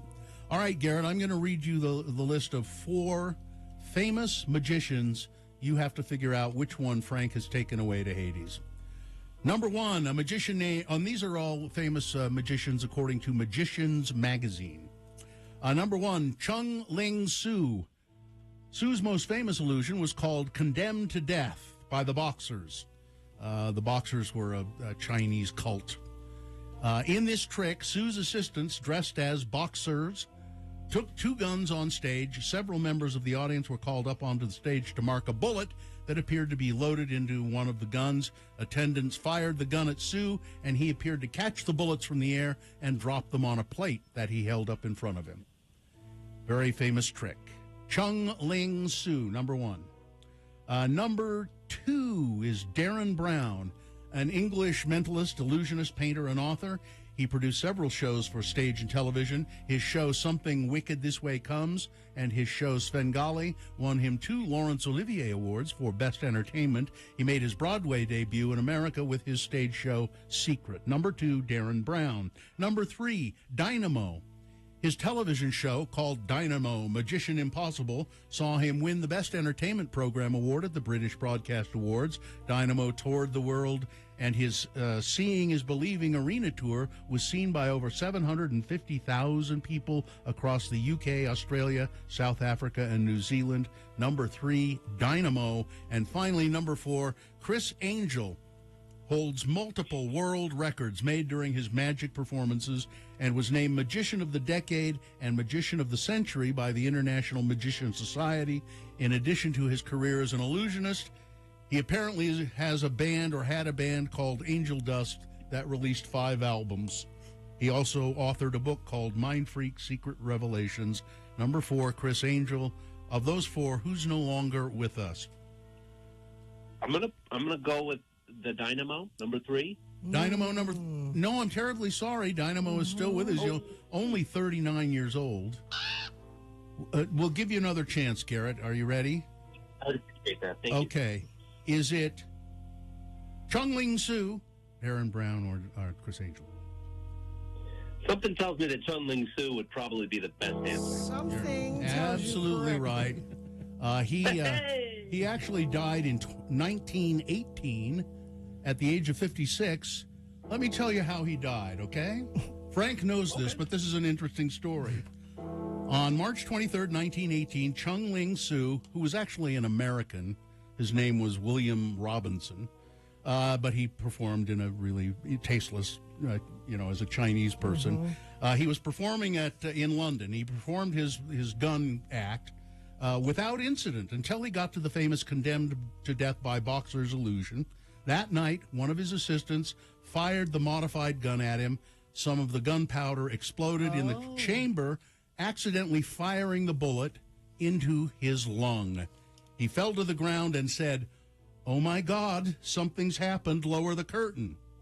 That was the only time since adopting his persona as Chung Ling Soo that he had spoken English in public. He was taken to the hospital where he died the following morning. The assistant who fired the gun, a guy named Jack Grossman, appeared on the British television show The Paul Daniels Magic Show, broadcast in 1982, where he assisted magician Paul Daniels in successfully recreating the trick. Successful, so nobody died, is what you're saying. It's the bullet catch. It's a very dangerous trick. It is a dangerous trick, they say, and Chung Ling Soo is one of those who didn't get it right. All right. There you go, Garrett. You're going to get Paramore tickets. Congratulations. Hang on the line, okay? Has anyone seen Petula Clark? Oh, well, she was asleep in the subway the last time I saw her. Is she really alive? Petula 90 years old. God bless her. That's a good run. Sam Waterston. Oh. 82. I like Sam. Frida Lingstad. I don't. That's ABBA. Oh, ABBA. She's an ABBA. Yeah. 77. Well, so you got some work cut out for you there. I had a good day yesterday. You know, except Frank, for that Jay Leno false alarm. Larry from Ogden wanted one of your stickers. Oh, that's nice to have a fan. Yeah, you have one in Larry. Okay, well, thanks. Goodbye, everybody. Goodbye. Goodbye. Chung Ling Soo. We'll take a break. Big Boy News coming up after these. Real alternative is...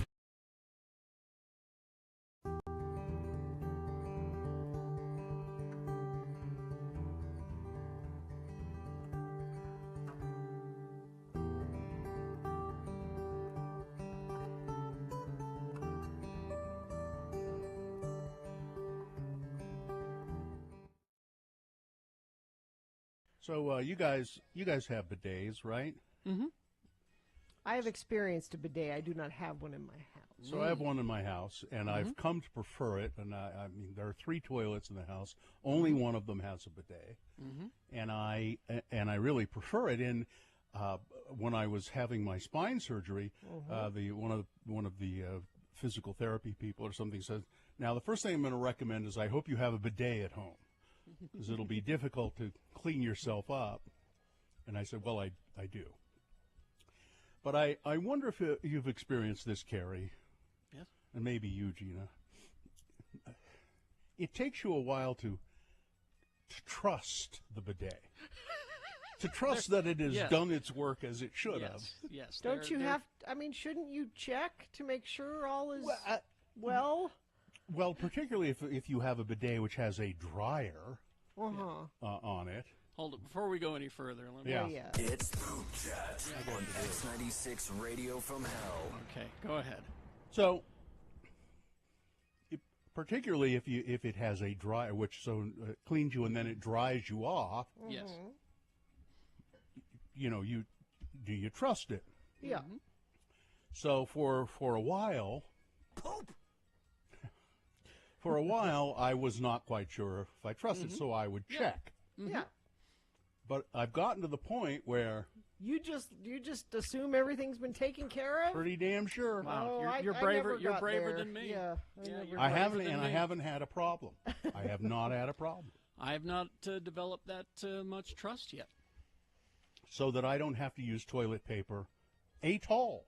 Well, I'm using less toilet paper. But, Yeah. I but was in the honeymoon phase. There's all trust there. You're willing to try anything in that phase. And... Yeah. But now that the bidet and I are an old married couple, I know it's doing its job and it's got my back. I don't need to check. So to speak. So. Yeah, I don't know if I could. Although I don't live with one. Maybe if I lived with one, I would get there. But in the times I have experienced them, I'm like, well, that was nice and everything, but I'm just going to make sure. I think you have to get to the point where you trust it, or what's the point? What's the point of even having a relationship with a bidet if you can't trust it 100%? I say stick with your old toilet and your old toilet paper then. Well, again, it's a trust issue. Yeah, exactly. I trust my bidet. Okay. Trust it. I'm happy for the two of you. That's. I know how to position I know how to position myself, and it knows where to squirt. Okay, in any good relationship, that's the case. So. And see, and that's the thing is that I trust but confirm. Yep. Trust but verify. I trust but verify. Yeah, no, Carrie, I'm gonna challenge you over the next little while. I would be spending that next few hours afterward just are you sure it wasn't uneasy? Yeah. You know. Well, but this is the perfect time because you're not going anywhere. So later on in the day, when it comes time to change your clothes, you'll know. Yeah, I don't have that kind of trust, I'm afraid. I'm glad it's working out for you, though. It's a wonderful relationship. Not many things have gone your way lately, and I'm glad this is one that is going your way. And besides, I can't really verify. If you wanted to? Immediately afterwards. I see. Well, so it's sort of you were forced into trust. Well, I'd gotten to the point where I trusted it before that. Oh, okay. All right. Did you make today? Did you make poo-poos? Any poo-poos? That's poison in the body, you know. They're going to put us on a stamp for sure. Reminding him to make when he waits too long and gets plugged up. What is that? What are you doing? It's a signal for poo-poos. You got to learn the signal. I don't want to learn the signal. Don't make her do the signal, Mom. She has to learn the signal. I don't want to learn the signal. Now this hand is the potty, beckoning the poo-poos, and in they go. Huh? She's not doing it. She's not doing it. If we're having poop chat. It's Poop Chat on X96 Radio from Hell. I don't want to be in Stockholm. I don't want to be Stockholm syndromed into enjoying a toilet. Someone texted. Well, it's better than resenting it. It's better than. No, I'm glad you've embraced it. This is good. I wonder if anybody else has had that feeling of, I've done this enough. I trust that bidet. It's done its work. I don't have to check. It's like your mother said, have you been eating that candy out of the candy jar? Let me see your hands. There's evidence.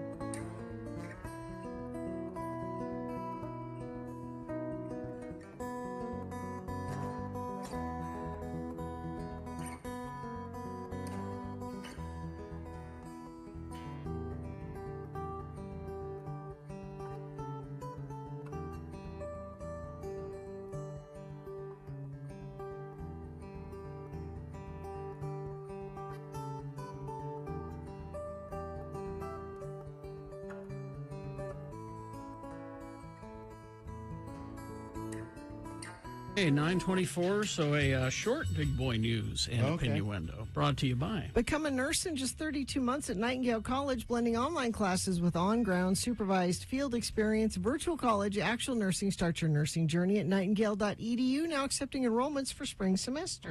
Well, I'll skip over our yearly story about William Shatner commenting on how the people at Star Trek don't like him. I'll just skip over that one. Because it's the same. Yeah, it's the same story. It sounds like the end of Stranger Things might have viewers getting the feels. The show's creators, Matt and Ross Duffer, hinted at what's to come on Sunday during a panel discussion in Los Angeles. The Duffer brothers said that they had pitched the 5th and final season to Netflix during a 2-hour meeting. We did get our executives to cry which I felt was a good sign that these executives were crying, Matt Duffer said. The only other times I've seen them cry were like budget meetings. The panel for the wildly popular Netflix series was moderated by Patton Oswalt.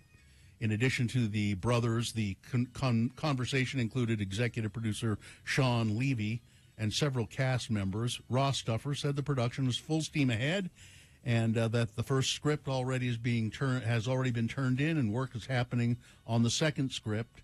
He referenced the many characters on the show and the importance of wrapping up their storylines. And there are way too many characters on that show. Yes. COVID-19 may have been the biggest global health crisis in a century, but in so many ways it could have been much, much, much, much worse than it was, or that it is. But it could have been much, much worse. Despite the scale and suffering with the pandemic not yet over and at least 15 million people dead, nearly 600 million people infected, possibly more than the Spanish flu, and at a cost to the global economy of $11 trillion and counting, we got lucky. Had the virus been more transmissible, more virulent, or more lethal, the state of the world would be even bleaker. And they're saying that could happen. There are viruses lurking out there that are even more transmissible, and we could be working to find a vaccine for them now, but apparently not much is being done. But everyone's tired. They have pandemic fatigue. And the Pfizer and Moderna, they're not interested. They're just going to jack up the price of their vaccines and try to make as much money as they can. So wash your hands. Yeah. Because Primary you may Children's, be your only hope. Yeah. Primary Children's Hospital postponed some scheduled surgeries and outpatient treatments yesterday, due to a surge in RSV, respiratory syncytial. How do you say it? Just say RSV. Yeah, RSV. I don't know how to say it. Syncytial virus and flu cases filling up the hospital and overwhelming pediatrics. The flu cases, too, huh? Unfortunately, we're beginning to experience the same problems that have been plaguing hospitals in the East, South, and Midwest recently, said Dr. Andrew Pavia. Utah's equestrian industry, long a symbol of the Western life, it may be disappearing, as they say. According to Rick Smith, who feeds over 200 horses a day at Keystone Equestrian in Bluffdale, which he owns with his wife. He says, one of the biggest equestrian centers in Utah we are one of the biggest. We feed horses to go through upwards of 100 bales of hay every day, he said, but it's a dying industry. Many horse-related businesses and organizations are struggling to operate in the state. I'm trying to think of what those are. Horse-related industries and businesses. Rodeos? I can't really think of. He said there are supply chain issues and skyrocketing costs. In Cedar City, Dust Devil Ranch Sanctuary for Horses will probably dissolve whenever its 9 remaining horses, all at least 20 years old, die because it's unlikely they'll get adopted. Wow. So the equestrian industry. But again, I want to go back to that. What are horse-related businesses and organizations? Well, I guess organizations be horse clubs and riding clubs. Dressage. Since you brought that up, Bill, we got a message from our friend Amy Donaldson, who says as bad as things are for puppies and kitties, like she told us yesterday, they're even worse than that. She said, let me see, she sent a text. She said, if you guys want to continue begging people to foster dogs with their local shelters, we just got an urgent message saying that local dogs are going to be euthanized, and it hasn't been this bad since we started working to become a no-kill state. She's saying you can go to cause.org, CAWS.org, or really any local shelter is looking for help. They're looking for, if you can't adopt, they're looking for donations too, but it is bad. Many House and Senate Republicans recoiled on Monday at the prospect of former President Donald Trump launching a third run for the presidency. I mean, they went, It's a sign of his waning support on Capitol Hill after years of controversy and scandal and just being a loser. I mean, when you think about it, he won the presidency and then has been a loser ever since. Consistently. Just lost. It's not that he's a criminal that they're backing away from it. No, they've been okay That's to look okay. the other way for that. It's because they can't win with him that they're backing away from And I don't have time to tell you about the man with the world's longest nose, 7.5 inches long. All right. Weather. Cold, 28 right now, only going to get up to 38 for a high today. Overnight, mostly clear and 22. And that's kind of the pattern, it looks like, through the rest of the week. Highs in the upper 30s to low 40s and overnight lows in the 20s. Listen to Radio from Hell at home when you first wake up.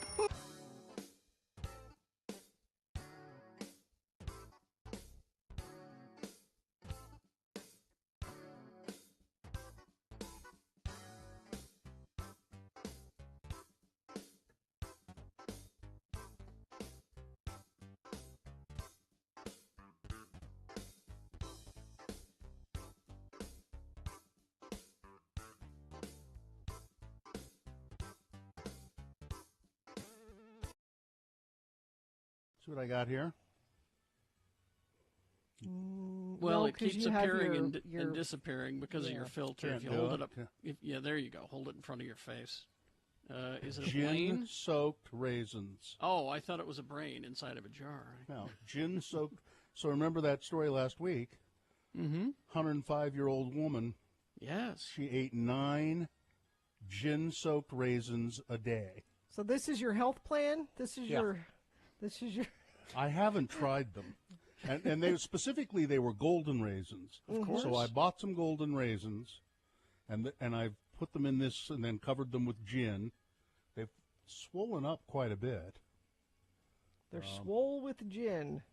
I haven't dared try them, though. Swole with gin. So am I, as a matter of fact. If they... I like that this is your new health plan. This is... Smells ginny. Mm-hmm. Should I try one? Let me You're see. frozen, Your though. picture froze, but yeah. I'll have to take your word for it. It says, looks... Oh, there, I'm back.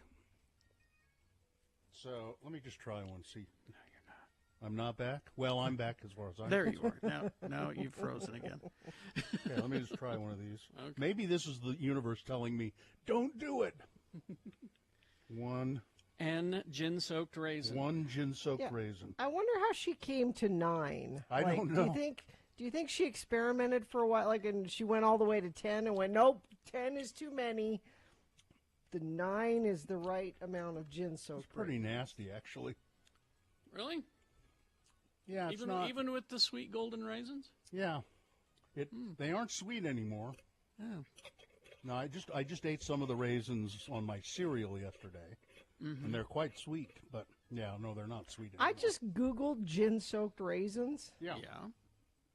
There's all gin-soaked raisins for arthritis. Gin-soaked raisins recipe. Now, Bill, maybe there's a recipe. You didn't follow a recipe. No, I just poured gin over them. Cheap gin. Let me see. Is there something you're supposed to be doing to them? What the besides recipe that? is. Isn't that interesting? Yeah. Let's see. Hold on. Okay, I'm holding. Am I back? Oh, well, while Gina searches this, let me remind you, a quick reminder, that Red Roofing Ogden Homeless Drive ends today at 4. Giving all their stuff to Lantern House. You can drop donations at 2772 H Avenue in Ogden. Thank you, Roman. Now, here's the recipe for gin-soaked raisins. All right. You need 2 cups golden raisins. What? Okay. 1.5 cups gin. Okay, to cover them. Put raisins in jar or container and cover with gin. Let soak for 1 to 3 weeks. Oh, there you That's go. part of the problem. You gotta let them sit longer. Keep in a cool, dark place, then eat 9 a day. This recipe says have I don't know. 9 I'm a having day. I'm having flashbacks of turmeric and pepper. You know. I mean, yeah, probably. But Bill, I think you didn't let them soak long enough. I think you need to. I just ate one. I'll leave them in the jar and leave them in the refrigerator here Till next week. Yeah. Well, 1 to 3 weeks. Do we want to go longer? That's Probably what it want to go says, longer. 1 to 3 weeks. Well, I won't. I'll wait till next Monday and try them again. Okay. And I like gin. Cheap gin. I like There's cheap all gin. this, what are gin-soaked raisins good for? How long does it take for gin-soaked raisins to work to cure arthritis? Now, are you supposed to eat them or like put them in your ears or something? Cure arthritis. It's going I to like cure the way your they put that. arthritis, I'm too, sure it Bill. will. Cures it, yeah. God, I hate the internet sometimes. Well, What, Carrie, there's of all these. Most of the time, actually. Do gin-soaked raisins really work? No. Sorry. Oh, I'm sorry. Well, Carrie, listen, how do you know so That was a fast? burp. That was a burp. is what listen, that was. a 105-year-old woman. She's been doing it all her life. Mm-hmm. I think maybe That's all it takes. That's yep. Is one 105-year-old woman. That's all it takes for me. Takes. I smoked a cigar every day of my life, said a 105-year-old woman. Yep, there you go. That's all it takes. Mm-hmm. Yep.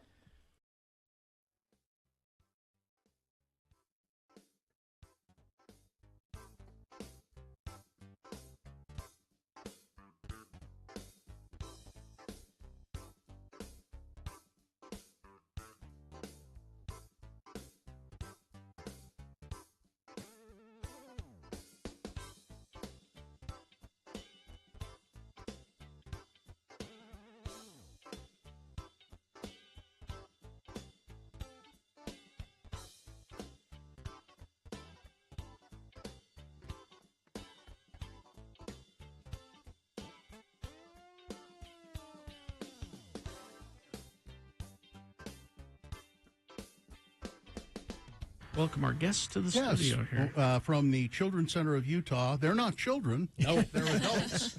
We have with us Stephanie Warner, who is the Government Relations Manager for the Children's Center of Utah, and Carla Freen, Marketing and Communications Manager. Maybe we should start with just a brief, what is the Children's Center of Utah?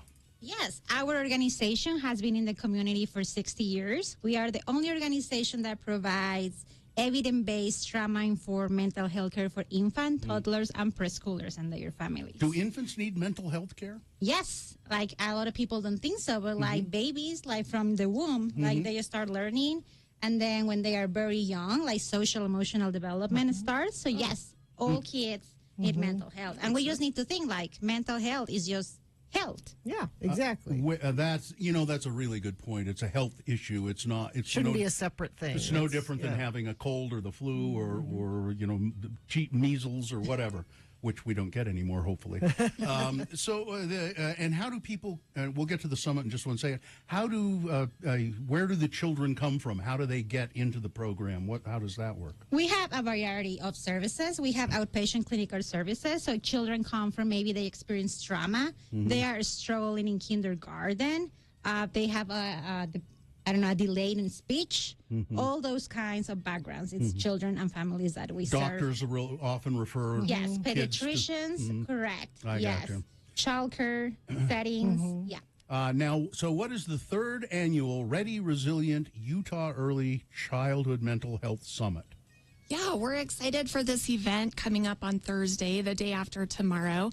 This is in partnership with the governor and the First Lady, who will be joining us again. And really, the goal of this event is to raise awareness around early childhood mental health. Like Carla said, just a recognition that young children, very young, infants, toddlers, and preschoolers have mental health. Yeah, like Bill was saying, he's surprised to hear that infants have mental health issues and need therapy and assistance. They do. Now, where is this event? Is the general public invited? Is it free? Give me all of that information. Yeah, it is a free online event, so all are invited. We really hope to include everyone who interacts with young children, whether you're a parent or a grandparent or a provider of some sort. It's this Thursday, November 17th from 9 o'clock to 11 o'clock a.m. It's on Zoom. It's accessible by anyone throughout the state, and you can register by visiting thechildrencenterutah.org/summit. The Children's Center, and there's no of in there, is there? Sorry, it's just childrencenterutah.org/summit. Childrencenterutah.org. With speakers and tell us a little bit about the event itself. Yeah, we'll have a keynote speaker, Dr. Jessica Price. She's a researcher at Florida State University. She has expertise in the child welfare system and specifically addressing racial inequities and anti-poverty practices within that system. We also have a panel of state leaders who will discuss initiatives throughout the state, work being done by different state agencies to support the mental health needs of the youngest Utahns. Additionally, we'll have researchers from the Kempsey Gardner Policy Institute who will present some updates on policy work that's been happening over the past year. So explain exactly what you mean by that, like laws that are maybe being enacted to protect children. Is that what we're talking about? It can be. Basically, we released during last year's summit, a set of 8 recommendations to improve outcomes for all children. So that can be something like a public awareness campaign so that people understand that young children have mental health, or screeners. It can be Medicaid services. It's kind of a wide variety, all intended to improve outcomes. If my mother had known that there were mental health services for young kids when I was a kid, I wouldn't be what I am today. I'd be much better off than I am today if my mother had known about that. And in certain ways, I'm serious. I'm actually serious about that. I won't go into details, but growing up can be difficult for kids, and back when I was a kid, that I don't think anybody just considered that at all. No, you'd go to the doctor if you fell and broke your arm, but if your spirit was broken, there's nobody to go Walk to. it off. Yeah. Yeah. Go to church. Yeah. How do people pay for this? Is it not the summit, but just going to the children's center? Do you have to pay to go there? Yes, but I want to point out that we never turn anybody away if they don't have the ability to pay. Okay, that's good to know. Again, let's just really recap the summit. It's Thursday. 11 to 1. 9 to 11. No refreshments because it's Zoom. Bring your own. That's right. Yeah, you can just refresh yourself throughout the whole thing if you want. That's right. And anybody is welcome to participate. And if you want to get on, you can just go to childrenscenterutah.org. Right? That's right. Okay. Nice to have you here. Thanks, you guys. Thank you for having us. Good luck. Hi, I'm Todd Newcomb, Program Director of X96. We added a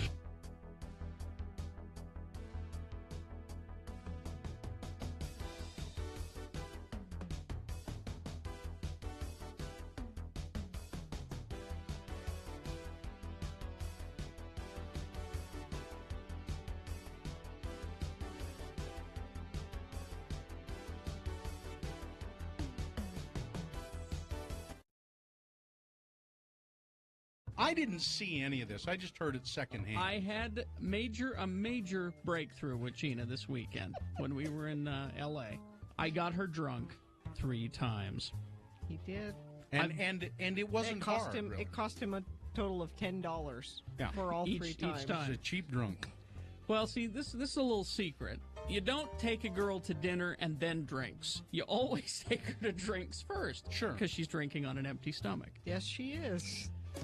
Now, you tell me what you remember, and I'll fill in the holes. Well, I remember... Because there were some things that she said that she doesn't remember. I think you're making stuff up to make me think I was drunker than you think I am. I'm not making anything up. I don't need to. To make you thinker than I drunk I am. Yeah. So the first night we were there, Bill was with his family doing family stuff. So Carrie... Every night? Yeah. Yeah. So Carrie was babysitting me. Because Gina has to have somebody babysit. I was all alone. Usually it's both of us, Carrie and I. And when it's Carrie and it's me babysitting Gina, it's like those old cartoons with the little devil on one shoulder and the good angel on the other shoulder. Carrie, of course, being the little devil. Carrie's been trying to get me drunk for years. Well, I begged you to start drinking. Yeah. And I say, wasn't doing it on my own. And I always say, no, you don't have to. It's okay. So we go to Trader Vic's, which is in the hotel. It's connected to. It's an old hotel, so there's no straight route to get to Trader Vic's. You have to wind through hallways and... Because they never do things like that in new buildings. No, well, it just... Sure been around a lot, haven't you? It was a circuitous route to get there. Sure. And we sit down, and Ben, the bartender, brings over the menu. And this is the menu of the drinks, not the menu of the food. Trader Vic's famous for its big frou-frou. Fruity drinks served in coconuts with parasols and giant chunks of watermelon and pineapple. You can buy Trader Vic's syrups and things for drinks. And I said, well, I'd like a margarita because that's whenever I do actually have a mixed drink, that's the one I have. And I said, do you think I can get And she one? doesn't have a real margarita. She has a snow cone, essentially. Yeah, because a real margarita is not blended. No. So I said, well, I'd like that. And Carrie said, well, I'm sure he can make you that. And I said, no, I'm here. I'm going to order something off the You menu. go, girl. Empowerment. So she ordered, what was it? I don't remember know. what it was It called. Some kind of rum punch thing. Yeah. Come on. You don't know what I don't remember what it was called. Okay. It was it was in a tall glass. It was red. It looked like Hawaiian punch. Had umbrellas and had a fruit chunk of and- pineapple and all that stuff. Okay. And I had one. Yeah. And this is before the food. And then Carrie ordered another, and he made me get another. And that was it. That was it. She was gone. Where did she go? Empty stomach, drink and a half. She was in outer space. I was giggling, and I kept leaning on you, I think. You did. Did I touch you a lot? Mm-hmm. Yeah. But then you told me after the fact that I was saying I want you to things. tell me what you remember. Then I will fill in the holes. What do you remember after that? I remember I ordered a steak. Uh-huh. And you liked the steak. The you steak ate was ate good. it all. Yeah. And, lettuce wraps. I had some lettuce wraps. She was proud of the fact that she had a lettuce wrap. Yeah. And this is all after one drink. Yeah. I had a fortune cookie with a misspelling on it. Oh, did you save that? Yeah, I did. Okay. I have that. That's all I remember, really. You remember going back to the room? Did you guys go back to the same room? Or did you just wake up in your room? No, I went back there somehow. You went back to your room and then you watched Dances with Wolves. Oh, that's what I did. That's what you do remember. Because it was on HBO. Although I always have to turn it off when the white man comes, because that's when it gets sad. I always have to turn it which implies, of course, that she watches it over and over and over again. Okay. So that's what I remember. That's what you remember. Okay. What is she leaving out? A lot. What?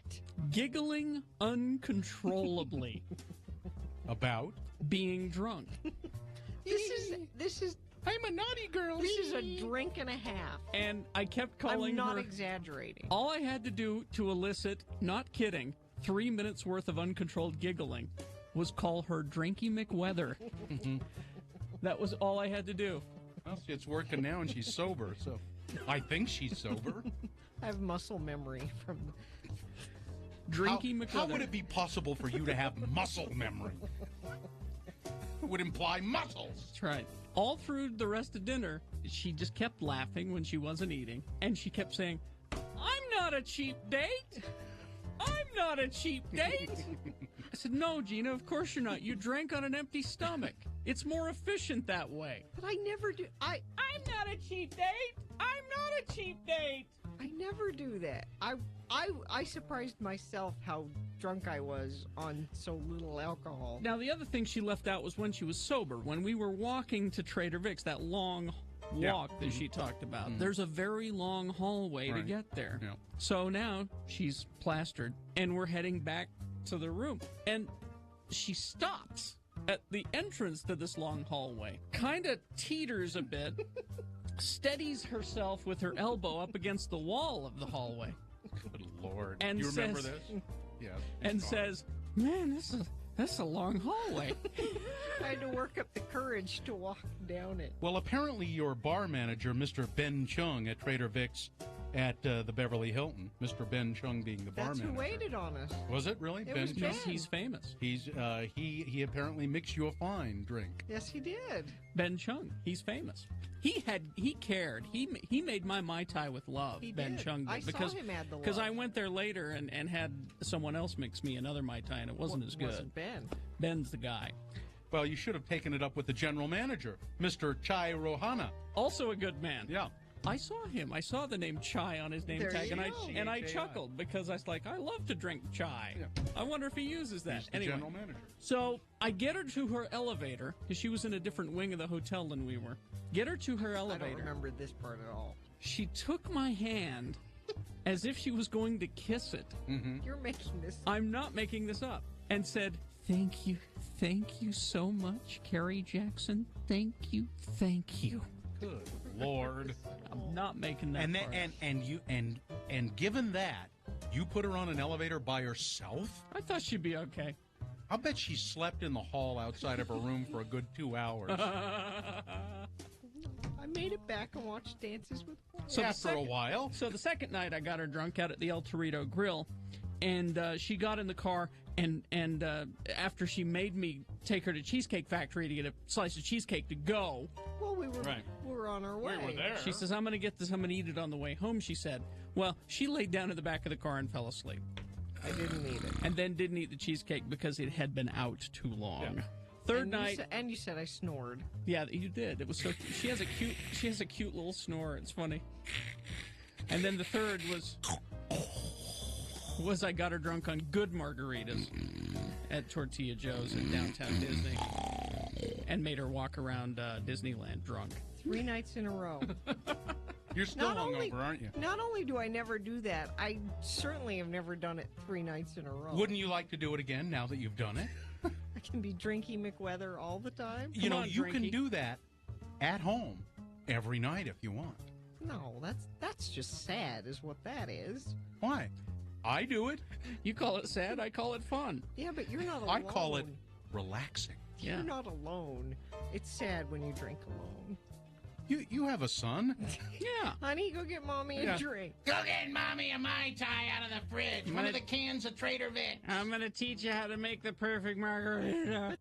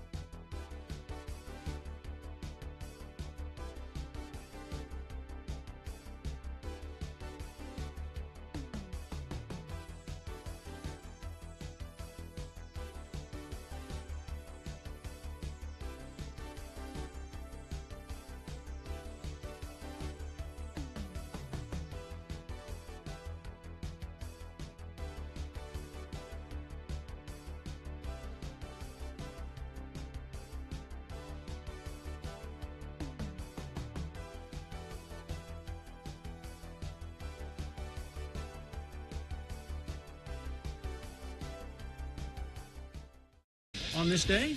In 1986. Oh, my God. Beastie Boys released License to Ill, their first debut studio album. Changed everything. Matthew in the chat room, admission, I hated the Beastie Boys when they first came out. Hated them. A lot of people said that. I had to grow up a bit before I started to appreciate them. You didn't get it. Yeah. They were met with a lot of resistance at that time because... any number of reasons. They were, the alternative crowd didn't, because Nirvana, Soundgarden, and along came, what are you playing this rap stuff for?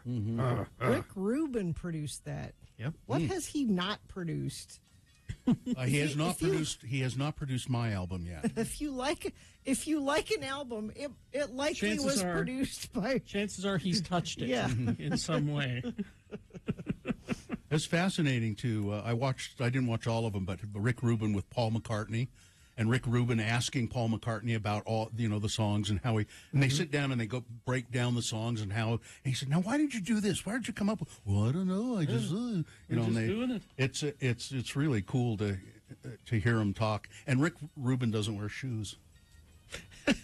Ew. He doesn't. Very seldom do you see him with shoes. When you're rich, you can be eccentric and weird. And, Although, speaking of no shoes, and I was just talking about this off the air with you guys, so I'm watching Dead to Me. Finally, I'm catching up on that. Yes.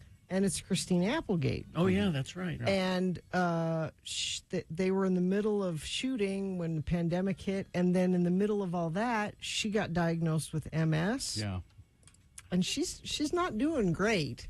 But yesterday, she got her star, which you would think she would have had that already. On the Walk of Fame? On the Walk of Fame. Oh. And she was barefoot and she had a cane and a walker. And she said, yes, I'm barefoot. And ask people that have MS, shoes sometimes are, you're more likely to trip wearing shoes than if you just walk around. Oh, yeah.